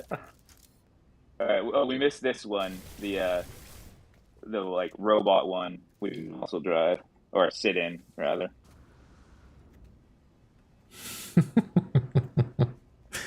Oh, I like that. The little arms reaching out. I think you posted this one. Yeah. Yeah, I did. Yeah. I'm pretty sure you posted that one. I like the little eyebrows you gave it. Reminds me of Wally. Yeah. Yeah. Wally. Very inventive ideas. I like what you've done. So you've been playing around with resizing freighter parts here. Oh yeah, that was working on something. This is so the other thing that I was doing here for a while is playing around with different barbecues. So we'll see a couple. We'll see a couple of the other ones, but that was my first attempt at with the little chain on the outside here to rotate it.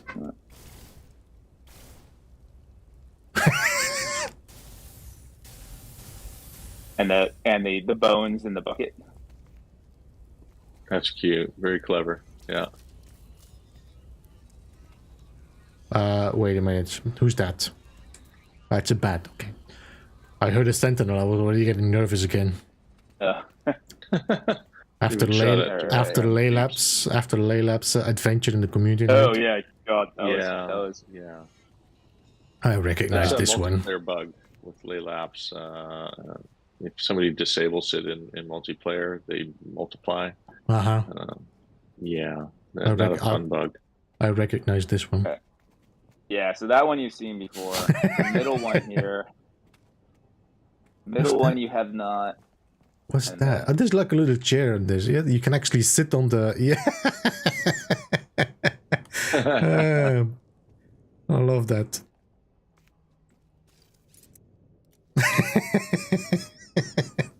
This one's pretty cool. Yeah, reminds me of one of the shuttles. Yep, indeed. I do love your shuttle like.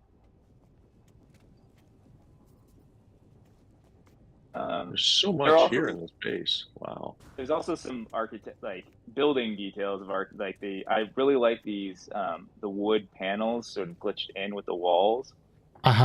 See them elsewhere too. I do like this one as well here. The wood lights inside the stone wall. That's a good idea as well. It has a nice look to it. So another little sign. They're not as good as APGs, but I got my little sign things going. That's cool.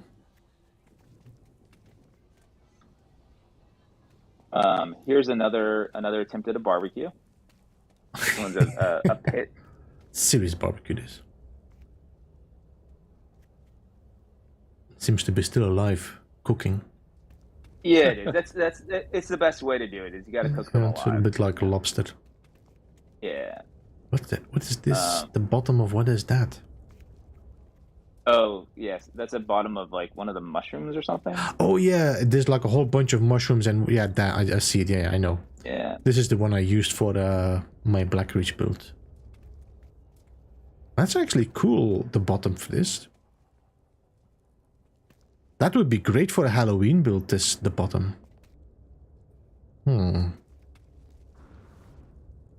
Yeah, here's a closer look at it over here. Yeah. You can see it on the ground. Oh yeah, there's another one down there. Yeah. Is this another one of those ships? The cactus? It looks like a ship. It was playing around with it. It's nothing just quite yet, but I was thinking about how to try and make it a show of some variety. That's kind of neat. I like that. Some really inventive ideas you've done here. I think that's really cool. All original and neat ideas put together here. Another cool barbecue with some marshmallows. Yeah. I think this one's my favorite with the marshmallows. Yeah.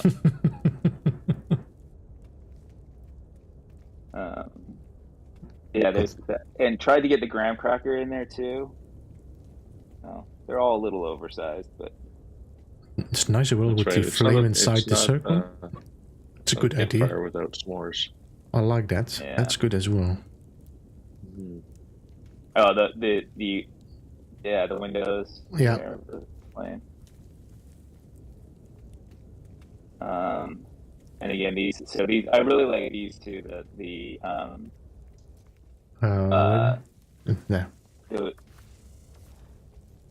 panels. Yeah. Yeah. The panels Yeah. I could inside see the wall. you've used the panels a lot with the walls. Yeah. And it has a different look than the average, just regular wall that we have. Or Is wood. that the angled wall that kind of sticks out? But I think that's an angled wall. Yeah, exactly. Yeah, you can see the those... feet here at the bottom of the stone wall here. Yeah. That's really nice. That's good. really nice design. They're also used as the roof up here too. Yeah. These are a couple playing around with towers. One which just has the flame on the top of it, but then the other one over here that has the terminal, trade terminal. Yeah. And then I quite like this one here with this crisscross pattern. Very nice. Unfortunately, these don't have shadows, so that always looks like they're floating to me. Yeah, true. I wonder if you could put something inside to create a shadow, but I mean, it's just for the shadow, but yeah. And this is something I was working on just recently of putting it as a base terminus in here as well. So trying to figure out other ways to make base terminus. I like that.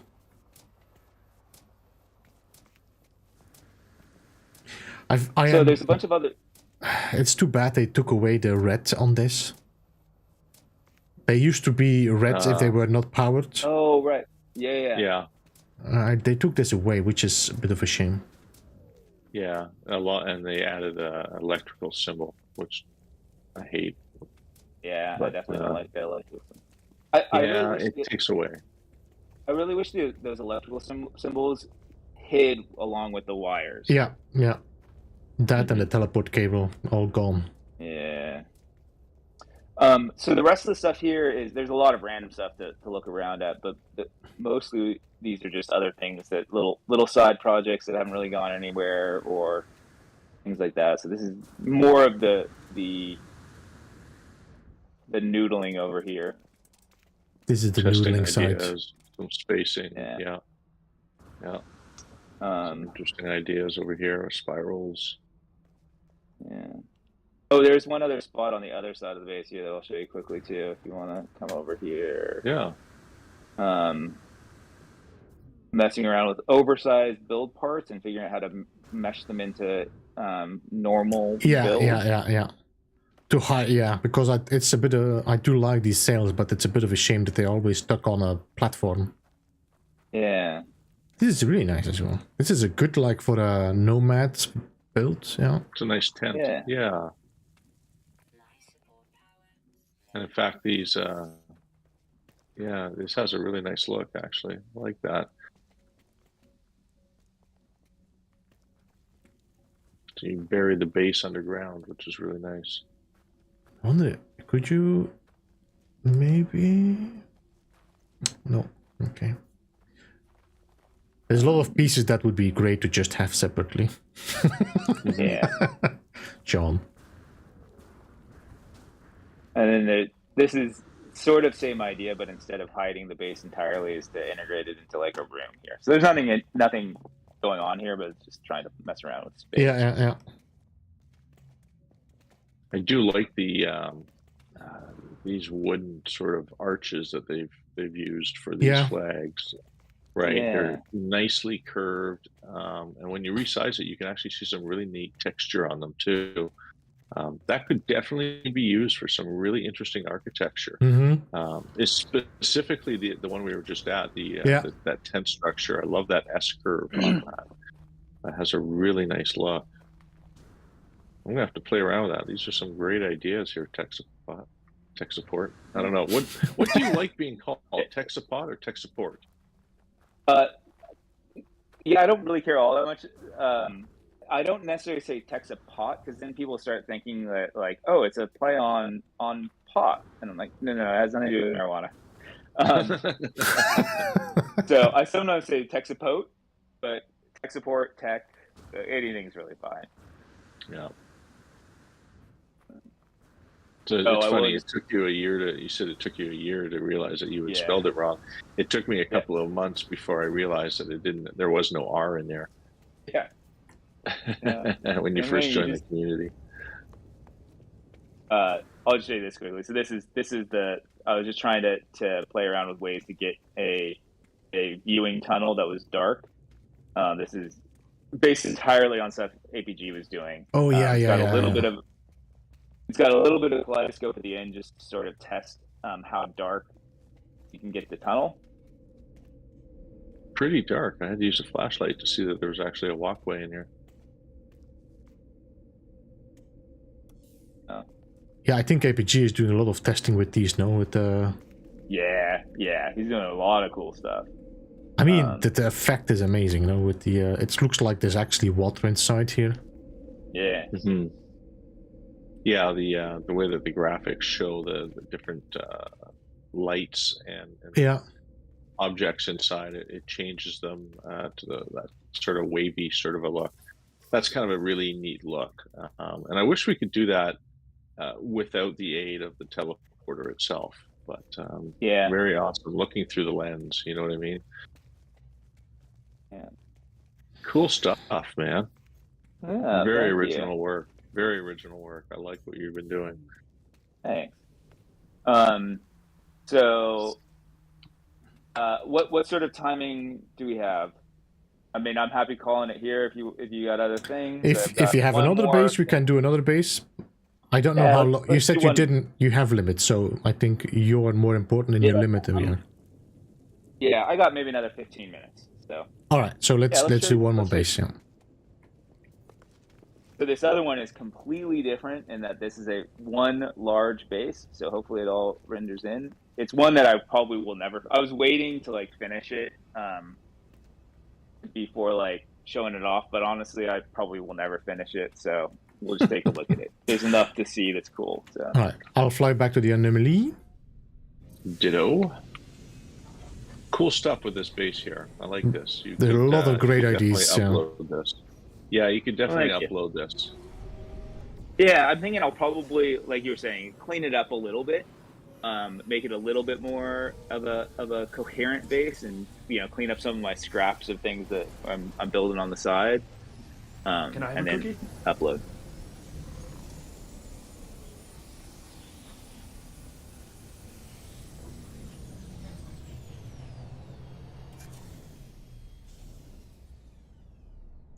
To the anomaly. All right. Excuse me.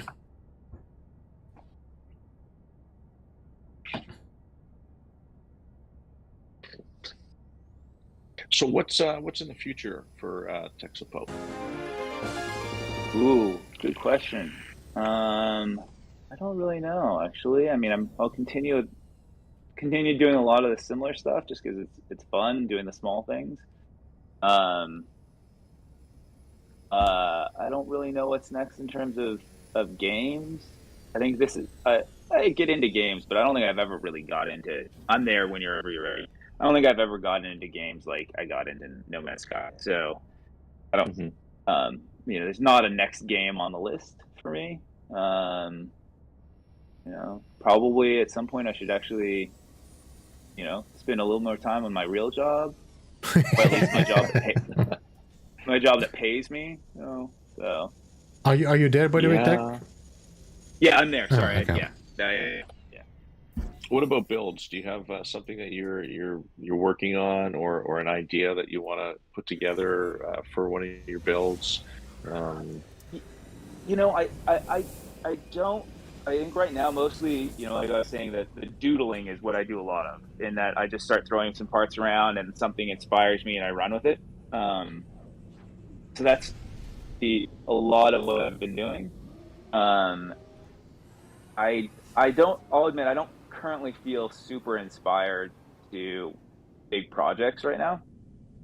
Um, so in terms of builds, um, yeah, I don't know. I'm looking forward to updates.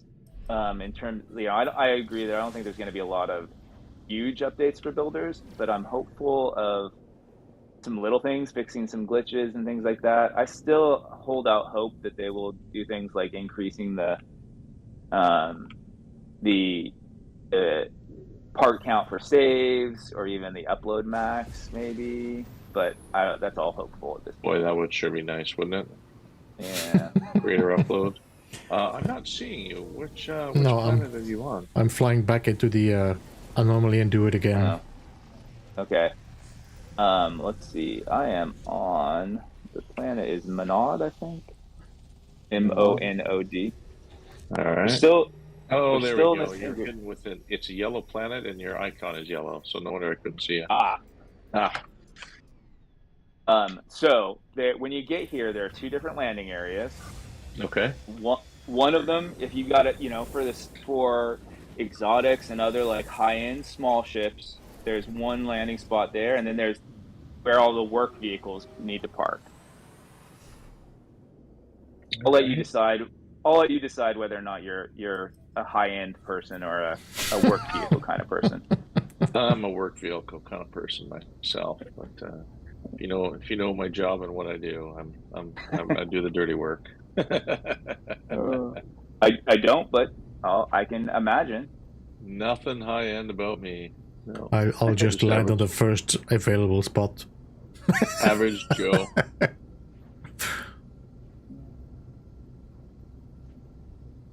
Let's see here. Right now, nothing is rendering. I'm just flying around. Maybe something will pop. Oh, sometimes it does that. It usually, you have to fly around a minute or two before something pops. Yeah. Other times you just have to land and get out, and then it renders. Yeah. So Yeah, and it's a large one. This is for more or less since I first started building anything, was looking for a particular terrain. I really like building. Normally, I really like building with the terrain, either caves or other things going on. Mm-hmm. And I've been looking for a specific type of terrain feature for years, and finally found it. And so that's what this build is building a little city on the side of this cliff here. Okay. I'll just wait a minute here for things to render. I'm seeing them slowly pop, so it'll be there in a minute. All right. I think finding the right location is always a difficult thing. So yeah, when you find it feels like there's a huge win finding that absolutely perfect location for your build. It's not always easy to do. Beebs, did you find the planet? I did. I just flew out again and back in. I'm trying to get the to force the you're forcing the game to load it in. Bend its will. Yeah. Also, I'll just land here. EG, I think you're actually parked under the base. Oh, I should probably get my butt out of there then. I'll park a little further away. Let's just move my ship over here. Beep. Ah. Things are starting to render. Yeah. Yeah. Hopefully this ends up working because it is a large one. I uploaded it last week just in case that would help.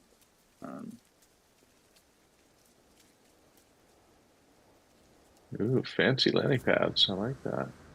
I see. Oh, they're actually not. They're actually not supposed to be that, but they're since they're the large Colored.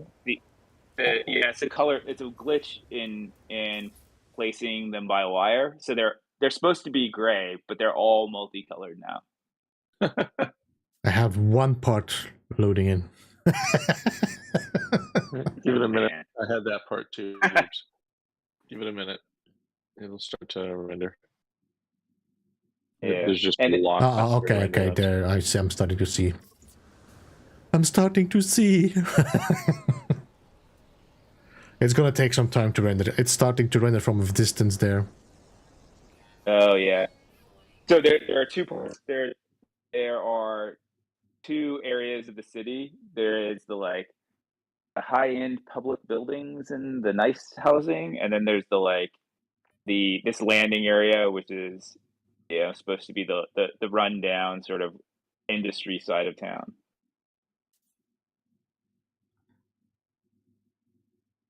All right, here we go. Now I think it's almost all rendered, at least for me. Nice. So you're seeing all the work area here, right, DG? I'm seeing this there. That's what I'm seeing. I'm seeing the whole construction area. But I do see. I see the whole. I mean, I'm starting to see the village there or the city there. That I start to see there. Yeah. I like the lineup ropes that you made here. That's cute. Very clever. Deebs, if that's rendering over there, we can start at looking over there. If you're. I think. Did you build this first? I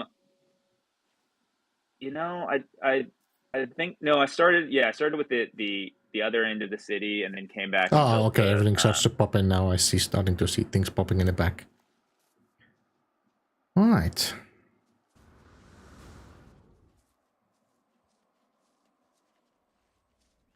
Yeah, so it looks like the nice end of the city is rendering a little bit better, so maybe we start there.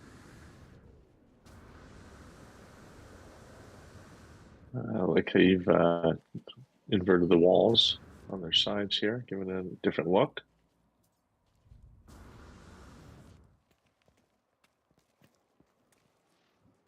Fancy. If you come out in the viewpoint, you can sort of look down the side and see the caves. I like how you've got this coming down the cliff face here, following the terrain. That's something that you don't see an awful lot of in some of the No Man's Sky builders is a nice merge with the terrain itself, following the terrain and the architecture that goes with it. It's kind of a nice touch. Okay, so we're under. Okay, very nice. I like how you built underneath and inside the actual mountain. Oh yeah, so there's a big cave system that it comes in and out of as well. So. Ow! Something just hit me. Did you stub your toe? Seems like it. And this continues the theme of they're trying to direct you to the nice stuff, and then the underside of town is down through this door on the left side. But we'll go to the underside. Yeah. Wow, this really goes on for quite a distance, all the way around the cliff face. Inner garden, nice. Like. Oh, I think I've reached the bottom.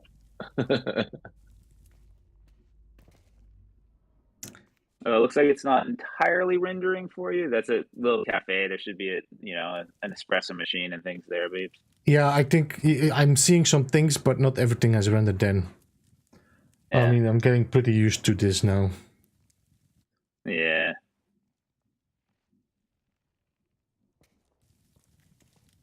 I can keep moving it. Maybe some other things will render. So, the information desk, it looks like.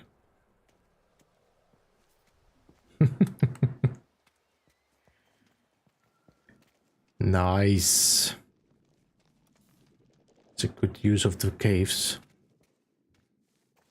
And then this does go all the way through.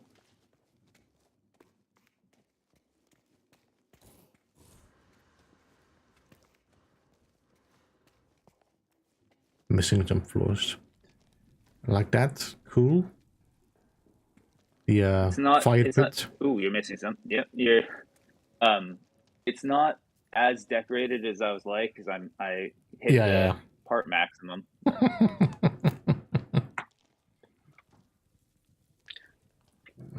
like what you used for your fire pit, the skulls. Yeah, I figure, you know, if you're gonna have a sort of altar burning things, you might as well be burning Something. bones, right? Yeah. I don't see anything there for this, of course. I just see the flame and the pit. Oh yeah, you don't see the. Oh yeah, there's the Titanic trophies are in there burning. Oh, bummer on the render. That's all right. Let's see. There's a couple different places. We'll head back up into the cave here and head out the other side. I think the first time I met you was during a 24-hour stream tech endgame. I think you did something similar building-wise under the ground, if you remember. Yes. Yep, I do. I was barely learning how to glitch build at the time, so it was super basic, but yes, that was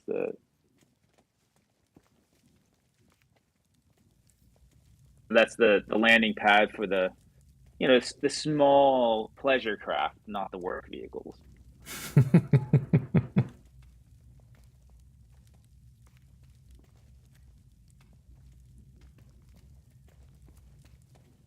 All right. So there's also some down there. Yeah, let's go this way. We can wind our way through a little bit here.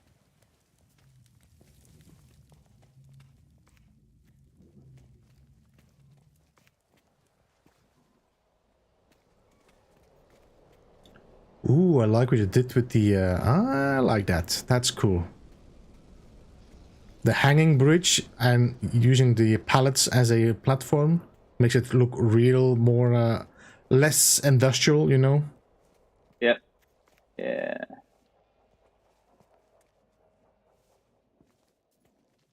I don't really have time to show all the different spaces, but there's a lot of like little nooks and crannies. Yeah, little rooms here and there. Yeah, and I don't know that they're all rendering in for you anyway. So, this is a little area where people are just hanging out. These are the not nice living accommodations down here. Yeah. There's like little beds here, very little beds. This feels like for gags. Yeah. The poor graffiti on the walls. The poor geeks living here. And then we can go down the stairs there. So this is into like the more industrial part of the city.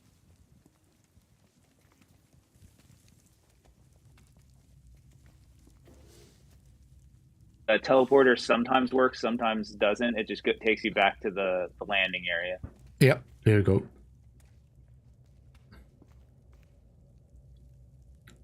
Some really good ideas here, by the way. I really like the...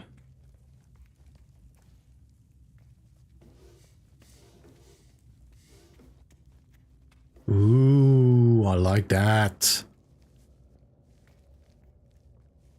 That's really cool. Combination of these two. That's a good good. It is rendering for you. I was hoping that it would. That I will steal as well. I like this as a really nice. Some serious machinery going on here.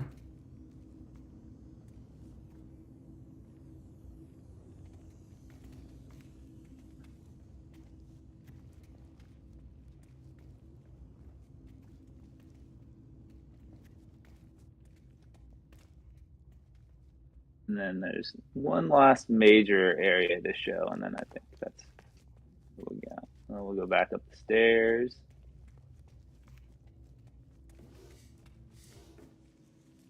We'll come back this way.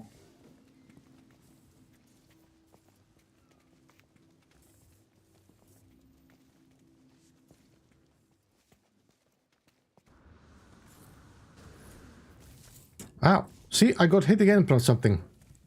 I think there's one of these ball snappers underneath the floor. Oh yeah, that might be. Yeah. All right. So there's a little bit of signage here. We can take a look at, but then Flickering lights I like as well.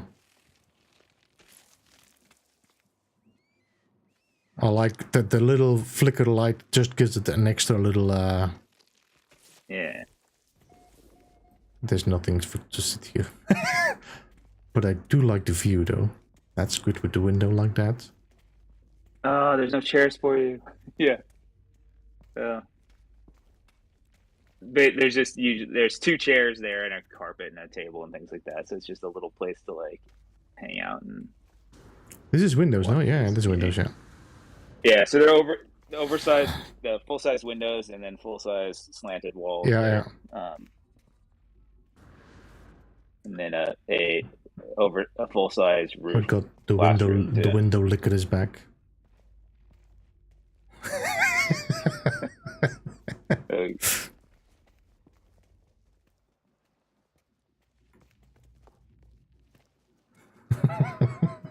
DJ, just that you know, you're muted in case you were talking. Yes, I went to get a fresh cup of coffee. Okay, all right. No, I've just been watching you guys and follow around as we go. This is a really inventive base. You've got a lot of great ideas here, Tech. I'm really impressed with some of the ideas. You know, you don't often post all of the things that you build, and I'd like to see a little bit more of your posts with some of these ideas, because you should be sharing this stuff. This is some great work you're doing here. Honestly, they really are. Well, thank you. Yeah. Yeah, it's fun. I definitely recognize that since I don't do YouTube videos and I'm not really a content creator, I don't stream, some of this just goes unseen. So I have considered. Yeah. You can take pictures and share them on the base building channel. Yeah. For sure. Yeah. So not everybody's a content creator, right? And so being able to share these, the pictures of your base and some of your ideas, definitely recommend, taking a few pictures of some of the cool things that you've done here and share them. Absolutely. This is some really cool stuff. And, nobody would ever have known because you just haven't shared them. Good idea, using this as a cage. Yeah.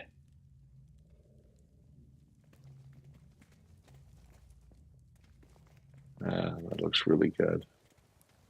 This is the industrial part of town. Trash and garbage is burning even. Yeah, exactly. Yeah. Yeah. That takes you to the teleporter. Yeah. Yeah, the little underside. Yeah. Really good, really good. Some really great ideas here. And I really like how this crane turned out. Yes, I wasn't sure it was going to. Really nicely done.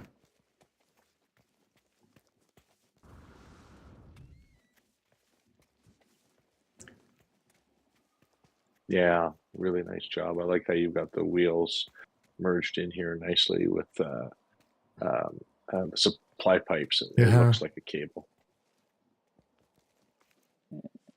Thanks. Very nice work.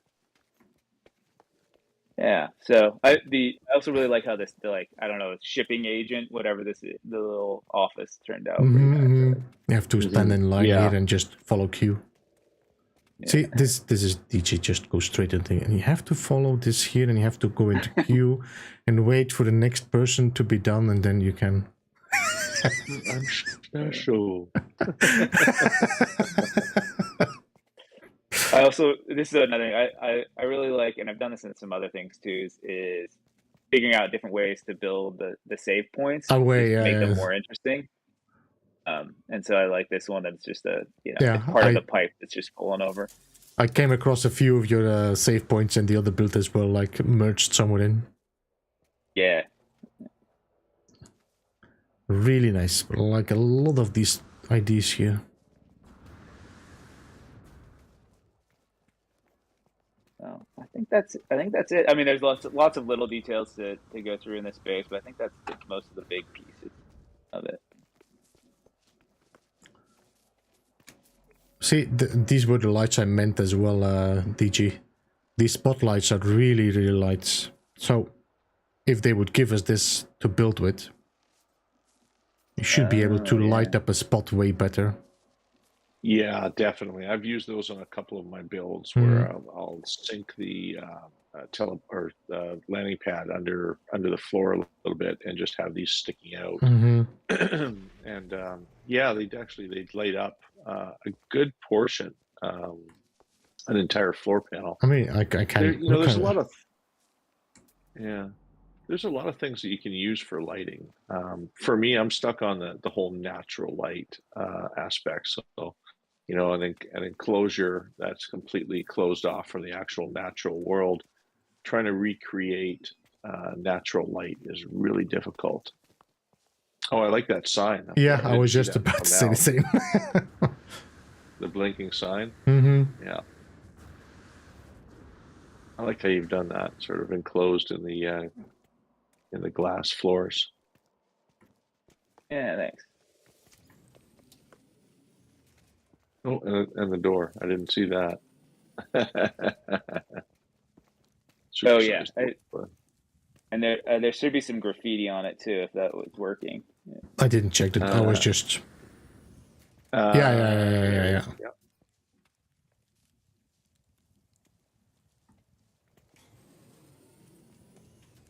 Very cool tech. Really nice touches. Yeah, a lot of touches which you don't normally throw onto a build, but it gives a really good lived-in feel to it. Like just the decals and the posters laying on the ground over here. And oh, did you color this, or does that come colored? The map, the navigator map. No, I didn't realize that actually had color on it. I think it has color. I don't think you can change it. So I've never seen the actual map sticking out with all the topography colors on it. Yeah, no, I didn't do that. That came like that. Yeah. Really, I'm gonna have to experiment with those a little bit more. That's really cool. I didn't no idea. Huh.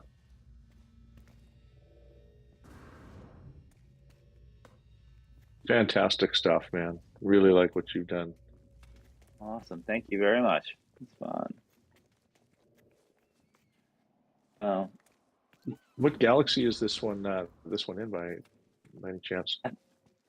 I think we're in Euclid. This one's still in Euclid? Yeah.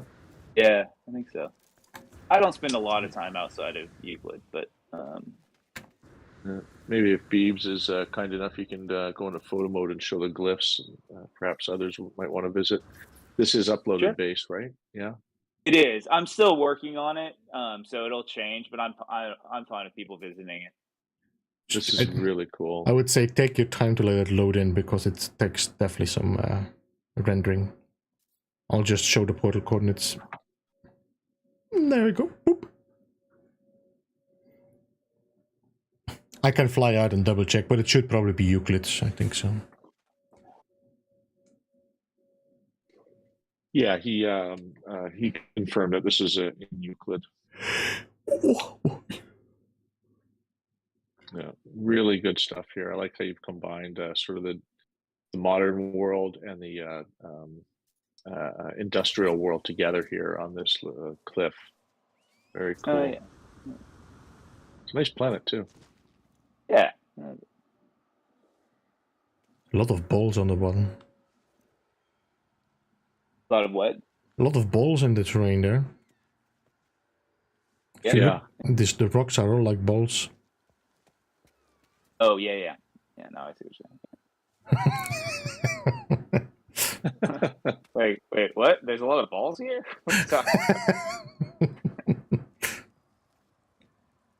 Very nice.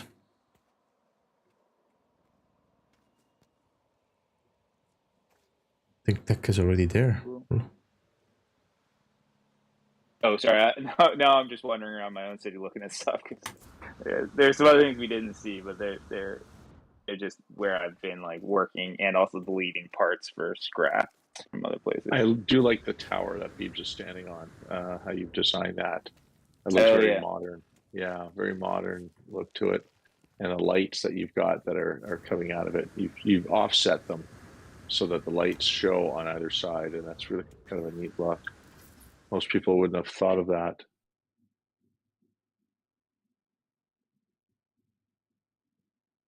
Nicely done, man.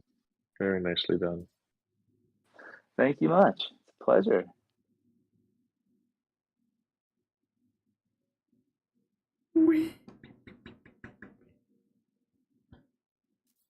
Well, Tech, I'm not This sure is how one much time you have left now. Yeah, I should probably get going in the next Alright. 5 or 10 here. All right. Okie dokie. Just want Should to we make head sure back to that the studio and say our Yeah. goodbyes? Yep. Is there a portal here? There is a portal. It is in the burning.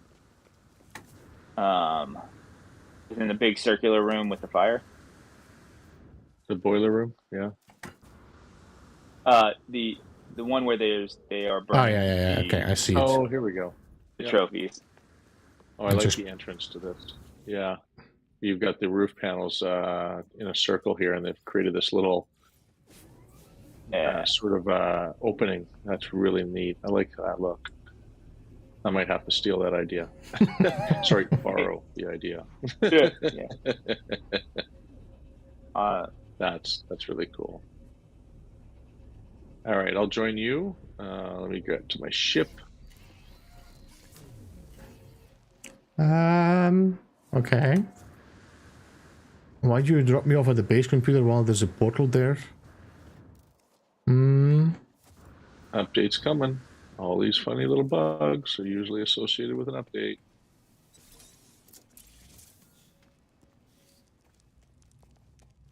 All right.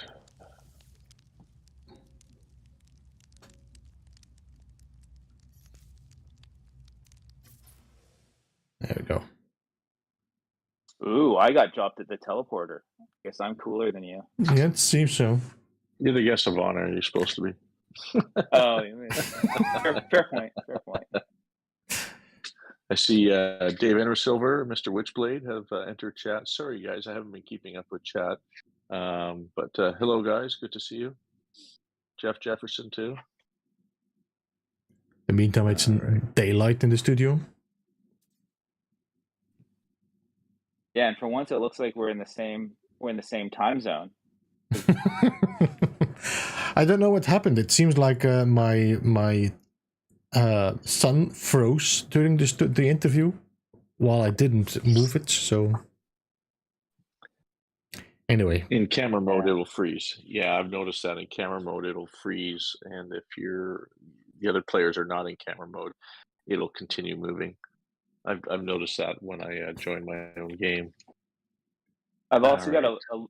a little bit of as is usual, a render issue of it looks like everything is shifted down slightly, so like all your cups are floating and my feet are in the floor. Yeah. But you know, no man's sky. That's how it goes. yep. I mean, I don't have Dark I Elbow. have not all diamonds are forever today, but not the other one is nothing makes sense, which makes sense, you know. Yeah. Yeah. Yep. Yeah. Yep. Dashboard Devil, Dark Hellboy. Hello, fellas. Catriane, good to hear you. You lurking? By the way, there was no whiskey today for me because I was taking some painkillers, so I decided not to go for spirits.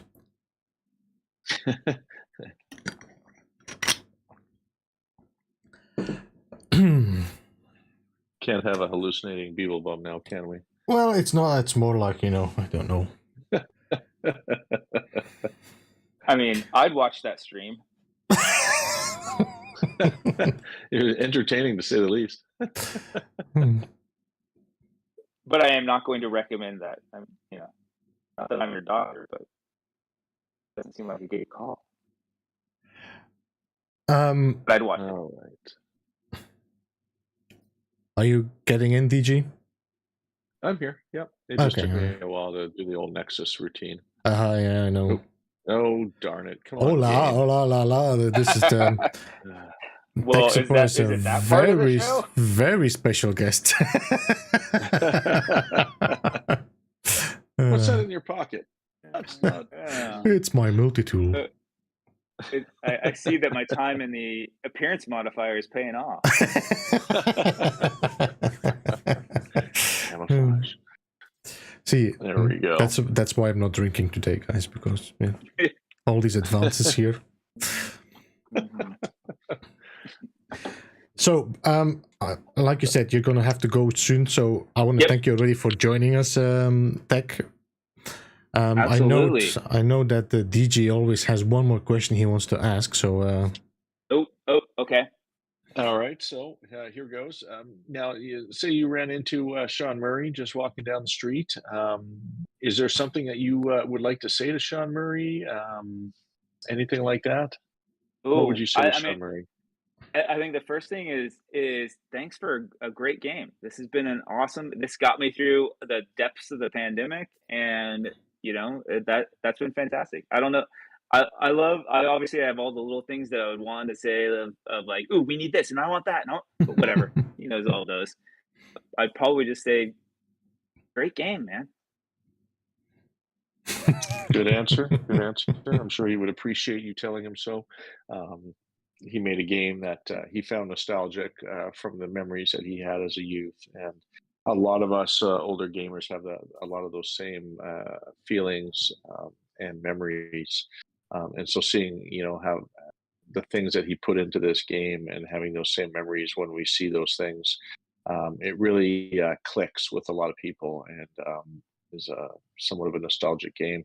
It's changed a lot over the years, from where it began to where it is now. But I look forward to the future, and I'm sure Sean Murray would appreciate, all the support that people give him, and appreciation of the game. So definitely good answer, my friend. Absolutely. It has certainly been fun. Thank you for having me. It was great showing you around some of the builds and talking about. It was good having you as well. It was good having you in the chat and in the studio today. I hope your nerves settled down. Yeah. Great getting to know you.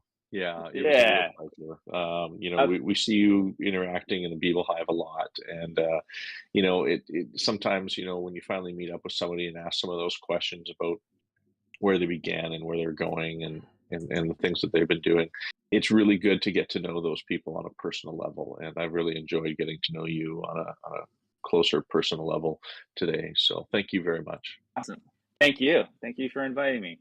And it's great talking to you all. Cheers. And thank you all in the chat. I haven't responded to anybody in the chat. I haven't been watching that, so my apologies. But I will watch the replay and read the comments. So thank you. It's really hard to follow chat when you're running around, showing people your base and talking, interacting with us. I have a difficult time too, so don't feel out of place in that regard. Awesome. All right. Well, thank you very much. I'm gonna say my goodbye here. Thank you. And take my leave. Go do work. All right. See you and have a good day. Take care. Thank you much. No, thank you very much. So I would say check out Techsuppot on Discord. I think that's where he most is active. I don't think he has a Twitch account or a Twitter account. But if you check out the Discord, he drops now and then his buildings as well. Definitely check him out. He has some really great ideas, as you could see today. Oh, absolutely. Yeah. Thanks again, Techsuppot. I think you already left chat, but really, really appreciate the time he took to come and show us off, or show us off. I know, and show us base. He's got some amazing ideas, and for those of you who are coming in late in the stream, definitely rewind the stream, take a look at some of the ideas that he's got there. Some really original and unique build ideas. It just goes to prove that, no matter how old the game is and all the building that's taken place over the years, you can still come up with all original and unique building ideas.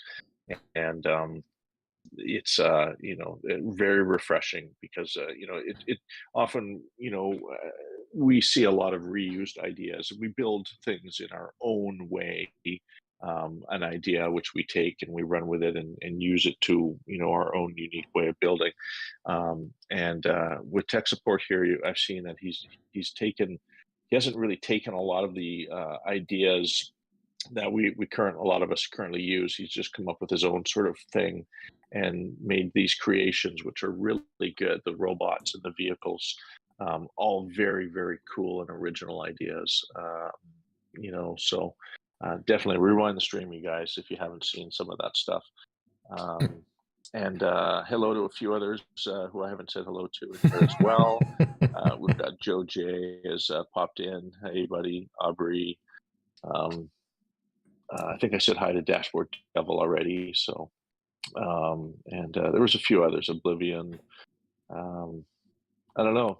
Travis. Good to see you again, Travis. How you been? It's been a while. He just comes in now and then to check if the on-the-desk cam is working already. Drop in a dirty comment and then leave. That sounds like Travis. We haven't seen you in a while. Maybe you'll get inspired to enough to spark building again someday. Hard to say, but I always enjoyed watching Travis and his live streams as well. I think he's doing quite some work now, like dual jobs and stuff. I don't know anymore, but I think he's really busy in real life. Yeah, life gets that way. Yep. It's hard to to use the game as entertainment when sometimes we're just so busy. There are times myself when the only time I get a chance to play is on the weekends. I've been through those times too over the years, and sometimes it's hard, but you got to do what comes first in life, and family first is always the priority. So good to see you pop in once in a while. So what's next then for you, DJ? You have another build coming up? Are you working on something, or I do. I've got a few things. Like I said, I took a bit of a break from building for a week or so just to sort of refresh my head. Coming off of a whole series of builds and filming that I did with my little 12-part mini-series there. I was feeling a little bit burnt out, but I've got a few other projects, that are in progress, and I'm hoping to sort of get back to building and doing some of those. I've taken a little bit of a step back as far as moderation goes in a few of the places that I'm in the Discords, so I can focus a little bit more of my time in my home of the cafe and the cafe Discord and whatnot. And just a little bit of refocusing of DG Squared as a community personality. Yeah. So there's always something going on, whether or not it's within the community or a build or a video or who knows what. I've got some ideas. For a possible next little series or something like that. I have to admit, I really enjoyed falling back into my old hobby of filmmaking and editing and things like that. I downloaded that DaVinci software a few weeks back, and wow, I'm loving it. Good. Yeah, just enjoying life and all the different aspects that this game is, really good for. Not just building and not just exploring. You could use it for all kinds of things. And lately I've been using it for filming. But I like to get back into some exploring and some building. So I look forward to that. Who knows? The new update might bring you another reason to do so. Yeah, I'm currently trying to brainstorm an idea. I'd like to do a collaborative build with a couple of members of the community, which I haven't had a chance to build with or collaborate with yet. And so I'm sort of brainstorming a few ideas before I ask, a few of those members, just simply because I don't want to, get anybody's hopes up and then dip on them. I kind of like to have a clear picture before I do something like that. Yeah, so it's good. Life has been really good, and there's always something on the go. How about yourself, Beebs? What's on the horizon for you? I know you've been playing a lot of Valheim and other games. Are you planning a build in No Man's Sky? I have to be honest. I've been working on Studio 16 now, which is a little bit of a in-between project. To be honest now, I have to say that with the visiting of Techsuppot, I got a little bit of an itch again. Like, oh, that is cool, or that is cool, you know. And also, I was watching today. Kanaju released his video of Zoo Games going into his lodge. I was like, you know what? Maybe I should also start building another maze build one day again, but off stream, so that I can actually invite people over and do the same. And make some content about it. I mean, these are some things that just been rolling in my head. But for the rest, I'm actually looking forward, if there's going to be an update in the coming 2 weeks, to cover that again, see what they bring to us. Maybe another expedition, who knows. It's definitely needed to get something fresh coming into the game again, to just, you know, pick up the interest of just playing the game itself. So yeah. You know, an interesting thought crossed my mind here while you were just talking about building another maze. One of the things that you've mentioned a few times on stream is you would always wish that community could design their own expedition, and that, you know, that might be an interesting way for you to try something out with you know, a maze or a game style type of build. Is create some kind of a community expedition for the you know, the Beeblebum members or your subscription followers. I know the game has got some issues with multiplayer, but with a fully uploaded base, you know, single player can easily join and view those bases. It might be an interesting project, and I'm not suggesting that's something you do, but maybe that's an idea that you might want to. You may have already thought of exploring yourself. I've seen a couple of members do similar kinds of things throughout the community, where they've created their own sort of adventure. And I think that that's something that, you know, I think if more people start to do or try to do, we may start seeing a few more little one-off adventures from different community members. So that might be an idea for you after seeing some of the ideas that you saw in Techsuppot's base today. Really cool ideas, though. He's got some really good ideas. I like what he did with the teleporters. I may have to experiment a little with that myself. No, there were some really good ideas there that I definitely say. I love the box, the glass box with the hologram in there. That was a really nice, clean little thing there. That was like... That was really good, yeah. So this, you know, and every time I'm visiting anybody's base, there's always at least one thing that pulls my attention, like, hey, why did I never think about that? So yeah, really great ideas. That always, you know, kick off that little spark that maybe I should do some building again.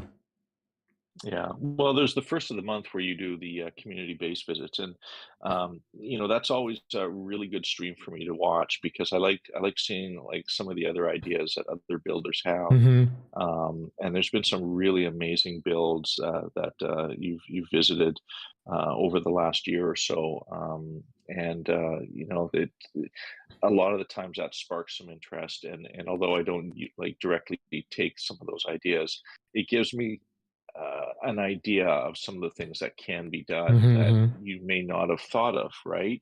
And I really like seeing what a lot of other people are doing. If those of you who are part of the Beagle Hive, you know, I definitely encourage you to take pictures of your base. You don't have to be a content creator. You don't have to be, you know, a big name in No Man's Sky, but take some pictures and post them, and show us your finished builds, and let's take a look at what you have. You know, that there are proper channels in the Beetle Hive that can be used for various reasons. You know, if you just want to talk about things, there's channels for just talking about No Man's Sky and base building. There's the base building channel where you can show off your builds. There's a lot of different channels that Beeblebum has in his Discord that I definitely encourage the users to post in. So definitely use that as a resource to get some feedback on your builds, or even just show off a little bit, because I mean, let's face it, we're base builders. We do like to show off our bases. Maybe it's a vanity thing. I don't know. But yeah, I mean, the ability to show those to other people and to share those ideas. Maybe you've got something that you've never shared before, which blows the mind of many of the other members that are there. But I definitely encourage that. So yeah, that's gonna be for the. I think February, like last year when we got Sentinel, the update Sentinel, I was like, I feel this is gonna be a good year. When update dropped, February, the Sentinel update. I'm hoping that this month's update, I'm still expecting an update. This month's update has that same vibe. That's like, okay, this is a great update. This is going to be a good year. And I think he actually said that they are expecting it to be a really great year, 2023, no? He did. And, they set themselves up for a lot of new things to be introduced in the game. And that starts with, the 4.0 update when they revamped the whole structure of the menu categories with the cargo slots, the tech slots, and the new way that we're installing technology. We even have supercharged technology now, which that was never even a thing. Nobody ever thought of that. That's a great idea to offset the lack of extra technology that we used to have. So like they've made a lot of really good improvements to make the game better, in my opinion. We've got so many more cargo slots that we can utilize now. I mean, not only did they increase what we currently had, but they've sort of simplified things. Technology goes into technology, cargo can go in the cargo. They've expanded many of those slots so that we can actually add more if we want, both in our ships, our exosuit, in our exocraft, even in the what do you call it there, the storage containers. So we've seen a huge expansion in a lot of these categories, which sets the game up for a lot more in the future. So I'm really hoping for more great things from HG. I'm hoping for something a little bit more with ship customization. Maybe that'll be this year where they do that. With the possibility of maybe we're going to get some more exocraft. That might also be a thing that we haven't really thought of or explored. We've got one of every basic type of exocraft. I would like to see a larger type submarine vehicle, which might be possible of transporting more than just one player. That would be kind of fun. Like a freighter underwater, submarine. Yeah, something like that, a submarine or some kind of a thing. I'd like to see more improvements with the water. Yeah. Deeper water would be nice. We've all talked about having deeper water. That's something that's always on the radar. So great things could definitely be at hand here, and we just have no clue. You never know with Sean Murray, and they keep us guessing all the time. So. Yeah, sure. they always do surprise us with like, we never thought of that, or we never expected that. I do think we will see, and maybe this year, updates towards ships and an update to water. I'm not sure how much in depth they're gonna go that, but I would love to see, like you said, deeper water. Maybe also some functionalities added to the submarine or the little submarine singles player. That kind of gives you the possibility to go deeper, and you need to use, I've been talking about that already last time. Something that, gives some functionality, extra functionality to what we have. Like the mech has really absolutely gotten more functionality now with the, using it as an AI. And so it would be nice to give more, like the roamer, the what you call it, the Colossus has always been like the black sheep of all the exocrats, in my opinion. Never been used because it drives slow. It just has a lot of slots. That's all. So it would be nice to get like specific applications to each of these. Designated functionality. Yeah, designated functionality. I agree. When the mech or the Minotaur was first, given to us in the game, it was slow and awkward, and it's seen some huge, vast improvements on how it moves and how it functions, and now the fact that it's an AI The Colossus could definitely use a little bit of an update, or I don't know if anyone's ever tried racing with the Colossus, but let me tell you, it's a pretty slow race. Especially underwater, even more so. But yeah, more functionality that are designated for each specific exocraft would be nice. I'd like to see, the Nautilon used in a little bit more than just the one Dreams of the Deep, because I mean, for most cases, generally we'll swim from point A to point B, because we can fly to a place and then swim the rest of the way. So I like to see deeper water where the Nautilon would actually be an actual vehicle, which is needed, right? Where it's just too deep to swim without constantly refilling your exosuit with oxygen. A lot of great things. We saw last year some great stuff. New multi-tool. We saw a new multi-tool last year. We saw new ships last year. We saw a revamp to the whole menu system. New slots, new supercharged slots. We saw a lot of great things. New pets in the terms of mechanical pets. So we have Sentinels. What am I missing here, Beebs? There's a lot of things that gave us I think last year. from all the updates, I loved Sentinel, Outlaws, and Polestar, the one with the freighter. So the freighter building parts, the new ship. I wasn't a big fan of the Royal multi-tool myself. I found it a little bit limiting. It would have been nice to get like a more broader spectrum in the multi-tool, because it was once you've found one, there's like 8 of them, I think. They're all the same. Yeah. Which is, I mean, it's not bad, of course. It was an addition to it, but it would be nice to get like a little bit more. I'm hoping to see unique multi-tools in the future as well. Something that you can like find on a very rare occasion or something would be nice. Yeah. Did you ever see the concept designs of some of those older multi-tools? I would love to see those. Yeah, seen concept art of the multi-tools of some very unique ships as well. Freighters parts like the organic. But I'm still not entirely sure about what like living freighter myself, because it's gonna be how are you gonna build that? You need other whole new set of rooms, or you're just gonna have to grow them organically? I don't know. This is a completely different ballpark. That does change the perspective of things, absolutely. I'd like to see more technology that we can install in various parts of our equipment, specifically the Singularity Drive. I would like to be able to build the Singularity Drive. As it stands now, the only way to have that is to use the Polestar freighter that we got from the expedition. And yes, we can use it once it turned into a normal mode, but that's the only time you'll ever have that freighter. And for those newer players who haven't had a chance to do the Polestar mission, that technology is foreign to them, and they can't ever use it.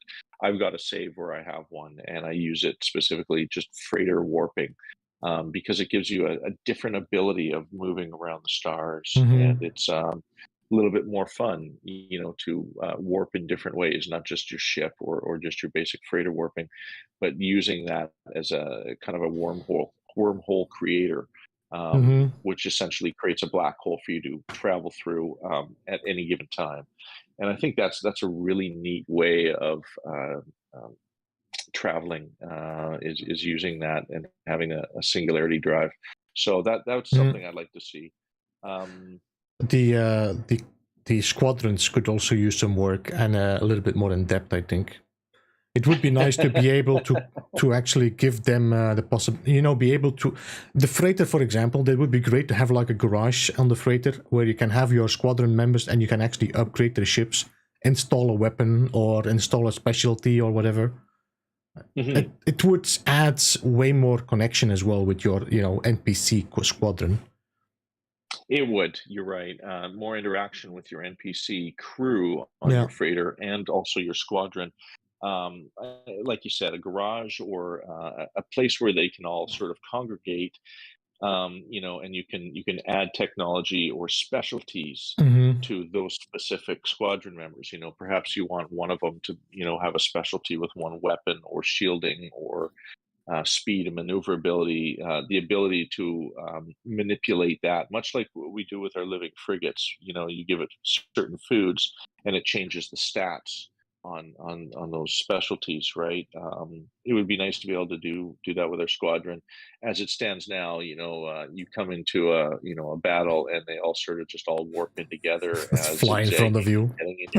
Yeah, they get in your way, and they're not really actually helping much. I mean, they will kill a pirate or whatever, but more or less, they just get in your way. And I'd like to see a bit more AI involved in that, where they're a little bit smarter and interact with you in your own freighter in certain ways. That would be kind of a nice feature, and I'm glad you brought that up. That's a really good idea. Yeah, there's always places and positions where, or things they will be able to fine tune and improve on. There's going to be a point, of course, that they stop doing that. I'm not sure, but they should start talking with us. Who knows? Yeah, who knows? They should. We got some great ideas. Who knows how long HG has with No Man's Sky? I know that they've got another game on horizon they've been working on, and nobody really knows exactly what that entails. Whether or not it's similar to the open world, procedurally generated, kind of universe or world or what have you. Is it Earth based? Is it space based? Is it alien based? Who knows? Nobody really knows. Is it another Joe Danger? Gosh, I hope not. But there's a lot of speculation that goes along with HG. They're always a hot topic in the press, and you never know what they're going to put out. And with so many games out there on the market, coming up with something that's truly unique, that's a difficult challenge. Honestly, it really is. Well, they do seem to be. I mean, they do like their game Joe Danger, but they do seem to have way more heart for No Man's Sky, as in the seems like sci-fi is something they really, really enjoy. You see the inspiration they have as well comes from their, how they grew up with what movies and books. So I feel like the next game will most likely be another sci-fi game. But what it's going to be, I don't know. I'm looking forward to it whenever it arrives, and I'm willing to give it a chance, like I did with this game as well. The last Campfire was the last big release of a different game that they came out with, and very different. I did not expect that from HG at all. I expected something different, but it was more or less a puzzle type based game, much more linear and shorter type game. Than what we enjoy as No Man's Sky. But it goes to prove that, the creativity of the staff and the developers that work on these games, they come up with all kinds of different ideas. That was a really nice homage to some of the other games which are out there. It reminded me very much like the game Journey, only with a more puzzle aspect to it. It was really kind of a cool game. And there's some other ones out there as well that are really cool, that have been released. I know that there's a Star Wars type game that might be released in the near future. Bethesda, I think, might be working on that. No, I don't know. Who was it again? Who was doing that Star Wars? Was it Ubisoft? Or was it... Oh, maybe it's Ubisoft. I might be getting my game developers mixed up. Starfield is Bethesda, which is maybe... Yeah, Starfield is maybe this summer, I think. We'll see. I mean, that's definitely a game I want to be playing, so... Yeah, I'm interested to see the gameplay of it. I don't know whether or not I would enjoy it. I'm not a big fan of the shooters or multiplayer shooters. I got out of that sort of phase a long time ago when I entered into No Man's Sky. If I'm going to be shooting anything, I would prefer it to be an NPC. That's just but Starfield is totally single player. There's no multiplayer. There's no multiplayer No. in that one? Okay. And I don't think So- Starfield is going to be that focused on combat. That's more like a role-playing game, like, you know, like Elder Scrolls. Or there is combat, of course, but it feels like it is way more focused on the character and the storyline. It'll be interesting to see what they've done with it. They pushed back the launch. I think it was scheduled to launch in, was it January or February? And they pushed that back. So maybe they just need to work out a few bugs. But yeah, you know, there's some new games on the horizon which might be really amazing, or they might just be a dud. You never know. You know, and a lot of that depends on the fans. You know, fans always seem to determine whether or not a game is a success or not. Yeah. You know, look at Cyberpunk, which is a really interesting example. You know, when it was first released, it was not very well received. But since coming back from that, they've developed a little bit of a cult following of fans, which really do love the game.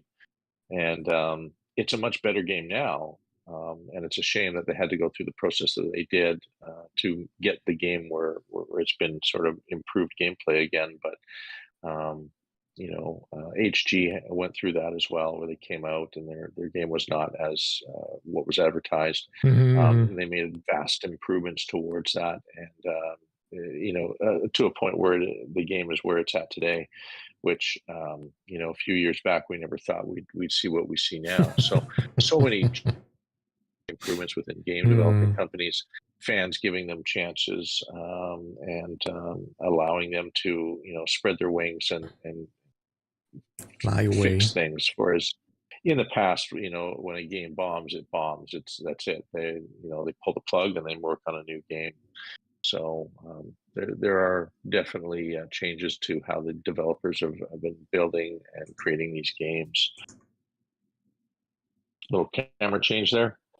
Yeah, I got a little bump there. All right, so we're not going to be raiding Cage and Lava Lamp anyway because it's going to be too early. But they are not streaming tonight, so just that you know that we're not. Yes, no KJ and Lava tonight. Sad face. I did see that Ricey is streaming, but I also saw Golden Gek streaming. He's doing Valheim. I'm not sure. It might just move. I think it's better to just raid No Man's Sky from a No Man's Sky channel. So we'll then raid Ricey. Okie dokie. But I think we're gonna. Ricey's a great streamer. Yes, Ship Hunter. If you into that. Yeah, Ship Hunter. He'll help you find a ship as well. So if there's a certain ship that you're looking for, he can definitely help you with that. So yeah, I'm gonna be closing off. I think we've been at it for 3 hours now. About no. Yeah, just about 3 hours. Yeah. It's been a really good stream and a fantastic guest with Techsuppot. Yep. So I hope he has a good day and really appreciate him jumping in. He had some amazing builds and techniques there that I saw. So I'm gonna have to watch my stream again just to see what he did there. Sometimes you miss some details. Yeah. And I think that's gonna be it. I will see you again, DJ, next month. When is that gonna be? Next month? March. I'm not sure what the actual second. date is. The 9th of. Well, it's the same date. It's the same date. Is so it? It's That's right. Because February is short. Good. So I like a short month. February is always a great month because you get paid quicker. When he goes in and out faster. Yep. So the 9th of March, we will be back with another Studio 16. So definitely come and check us out again. We'll have to see who we're gonna have as a guest this time. Sounds good. I'm looking forward to seeing the new studio. Maybe it'll be complete by then. Yeah, fingers crossed. And, well, we do have another 2 weeks now. I have 16 and 22. Although, if the update drops, my attention might have shifted. We'll see. Does change things now, doesn't it? Yeah. All right, Beebs. Thanks a lot DG. for hosting the show and letting me ramble on at times. It was always a pleasure. Have a good day, DG, and appreciate you jumping in, of course. Always a pleasure. Thank you. And everybody in chat, really appreciate you all jumping in as well. Thank you so much for being here. Thank you for the 52 likes, also for the super chats, memberships, and things like that. Appreciate that as well. I hope you have a good week, remaining week and weekend. If you want to catch me again, I will be streaming on Saturday on Ravenheim on my second channel. And on Monday, we will be back on Bela's Rest as well. So that's all on my second channel. And then after that, who knows, we might get some No Man's Sky content coming our way, hopefully, so we can get some more content out there as well. But that's going to be Fingers it. Thank crossed, you so everyone. Yep. Thank you so much. Have a great one, everybody. And I'll see you again. We'll see you again next month. Bye-bye. Thanks, everyone. Take care.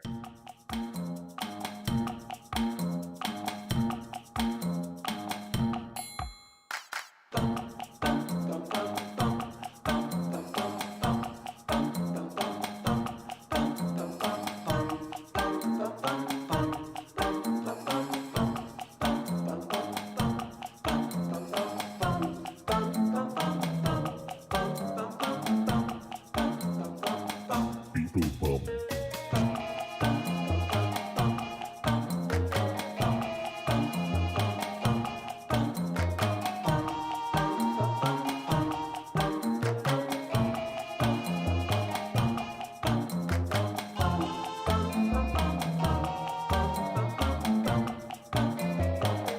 Beeblebum.